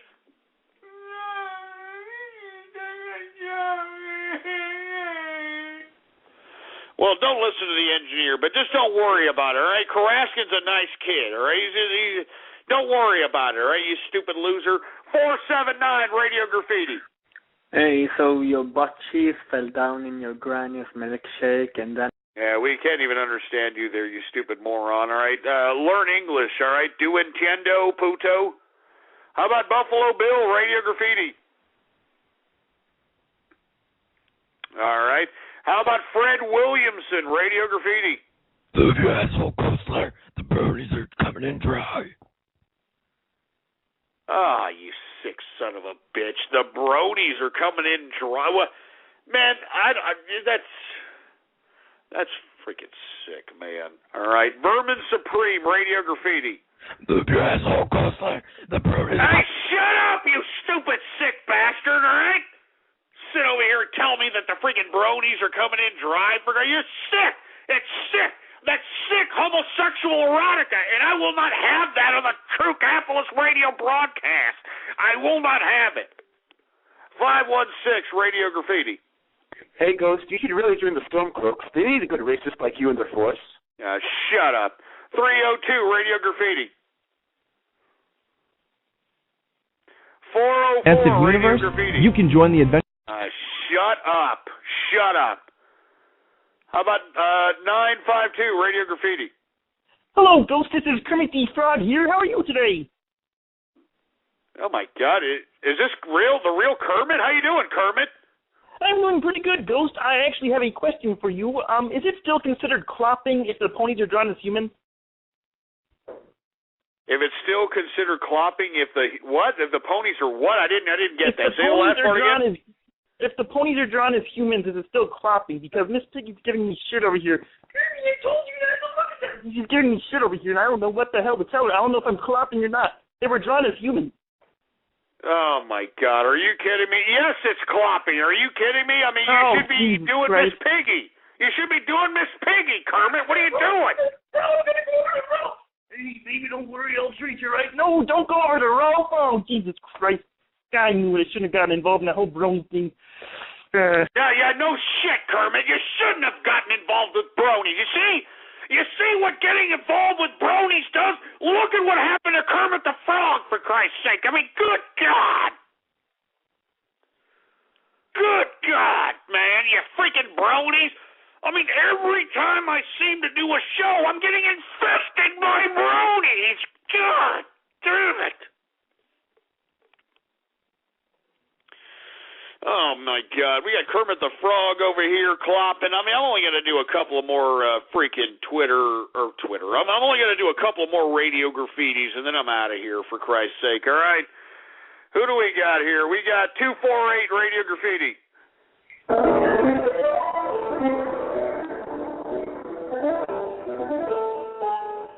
Yeah, we were very proud of you, all right? How about 951 Radio Graffiti? Yeah, shout out to the engineer and shout out to all the true capitalists like the advertisers who know how to make a buck. Keep going! Hey, shut up, you stupid moron. What are you talking about?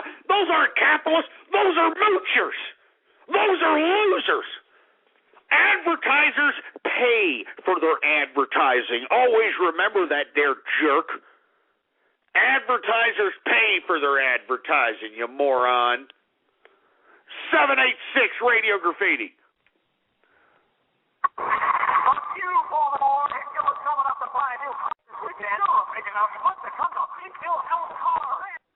Shut up, you stupid moron. How about 252 Radio Graffiti? How about 609 Radio Graffiti? Hey, Ghost. How you doing? What's up? Nothing much. Just wanted to talk about the CISPA thing and the election coming up. Well, we ain't got time. 336 Radio Graffiti. Hey, Ghost, you going to do a Baller Friday show tomorrow? It's me taking... You're damn right. I'm going to do a Baller Friday show tomorrow. You're goddamn right. 614 Radio Graffiti. Ghost, let's spend Karaskin and Goofy Bones giving you a double blowjob. It'll be totally legit. Oh, my. Damn it, are you kidding me? Don't make fun of Karaskin and don't group me in with Goofy goddamn... Damn it!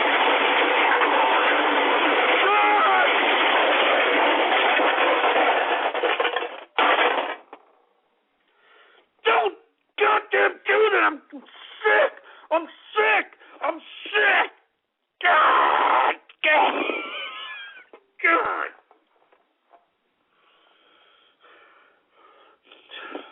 All right, that's about enough. I'm only going to do... Give me the mic. Give me that mic. Give me the mic.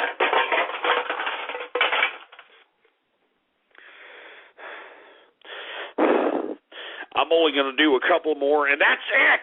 That is it.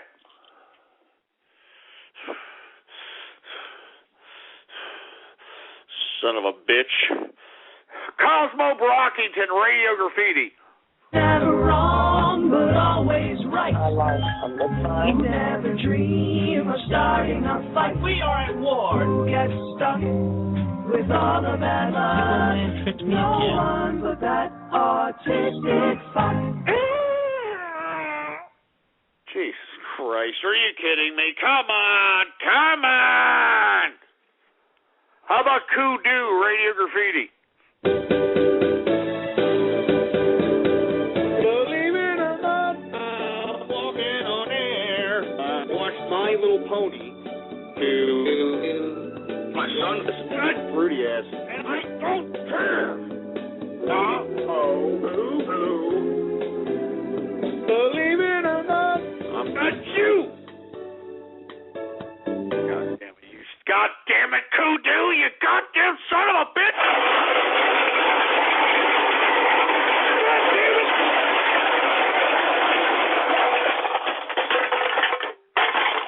Where the hell did Kudu come from with a stupid crap?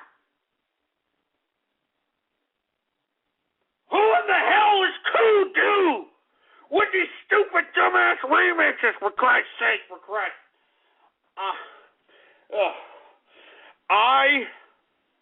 God damn it, I don't know how many times I have to say this crap.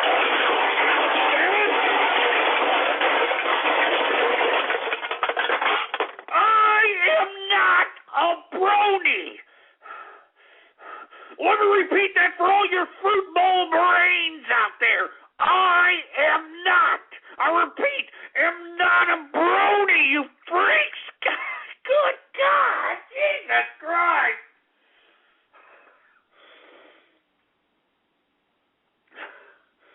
Oh, my God.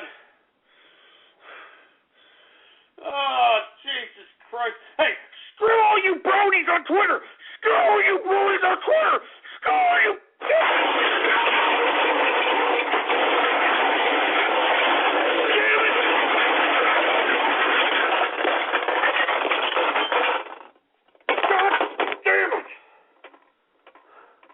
I am not a brony. I don't care what all you goddamn brutes want.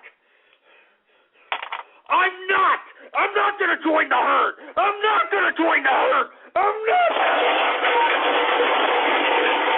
God damn it. I've had about enough of this, you know. I've had about enough of this crap, you know that?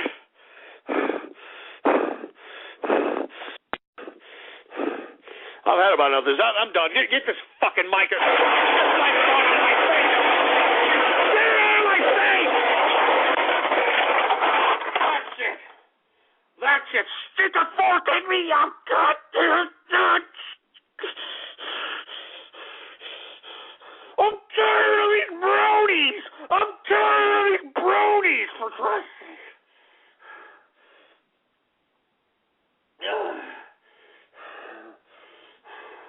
That's it. I'm done, for Christ's sake. You know, you assholes, I mean, every time I come up on here to do a damn broadcast, this is the type of crap that you give me. You know that?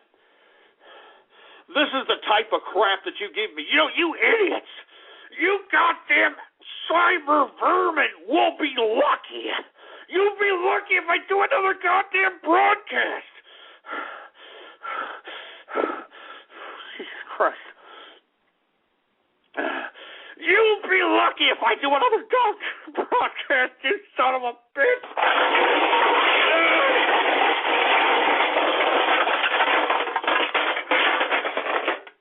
You'll be lucky if I do another goddamn broadcast for a freaking Baller Friday.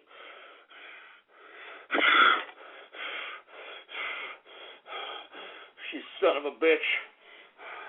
And let me tell you something, man. I'm not going to forget this from all of you people. You understand that? I'm not going to forget this, man. So you idiots will be lucky if I do a goddamn Baller Friday tomorrow, for Christ's sake. You know what? Get me out of here, engineer. I'm not going to sit over here and continue to talk to these goddamn cyber vermin that could care less that I'm exuding time, energy, and effort into doing this broadcast. God damn.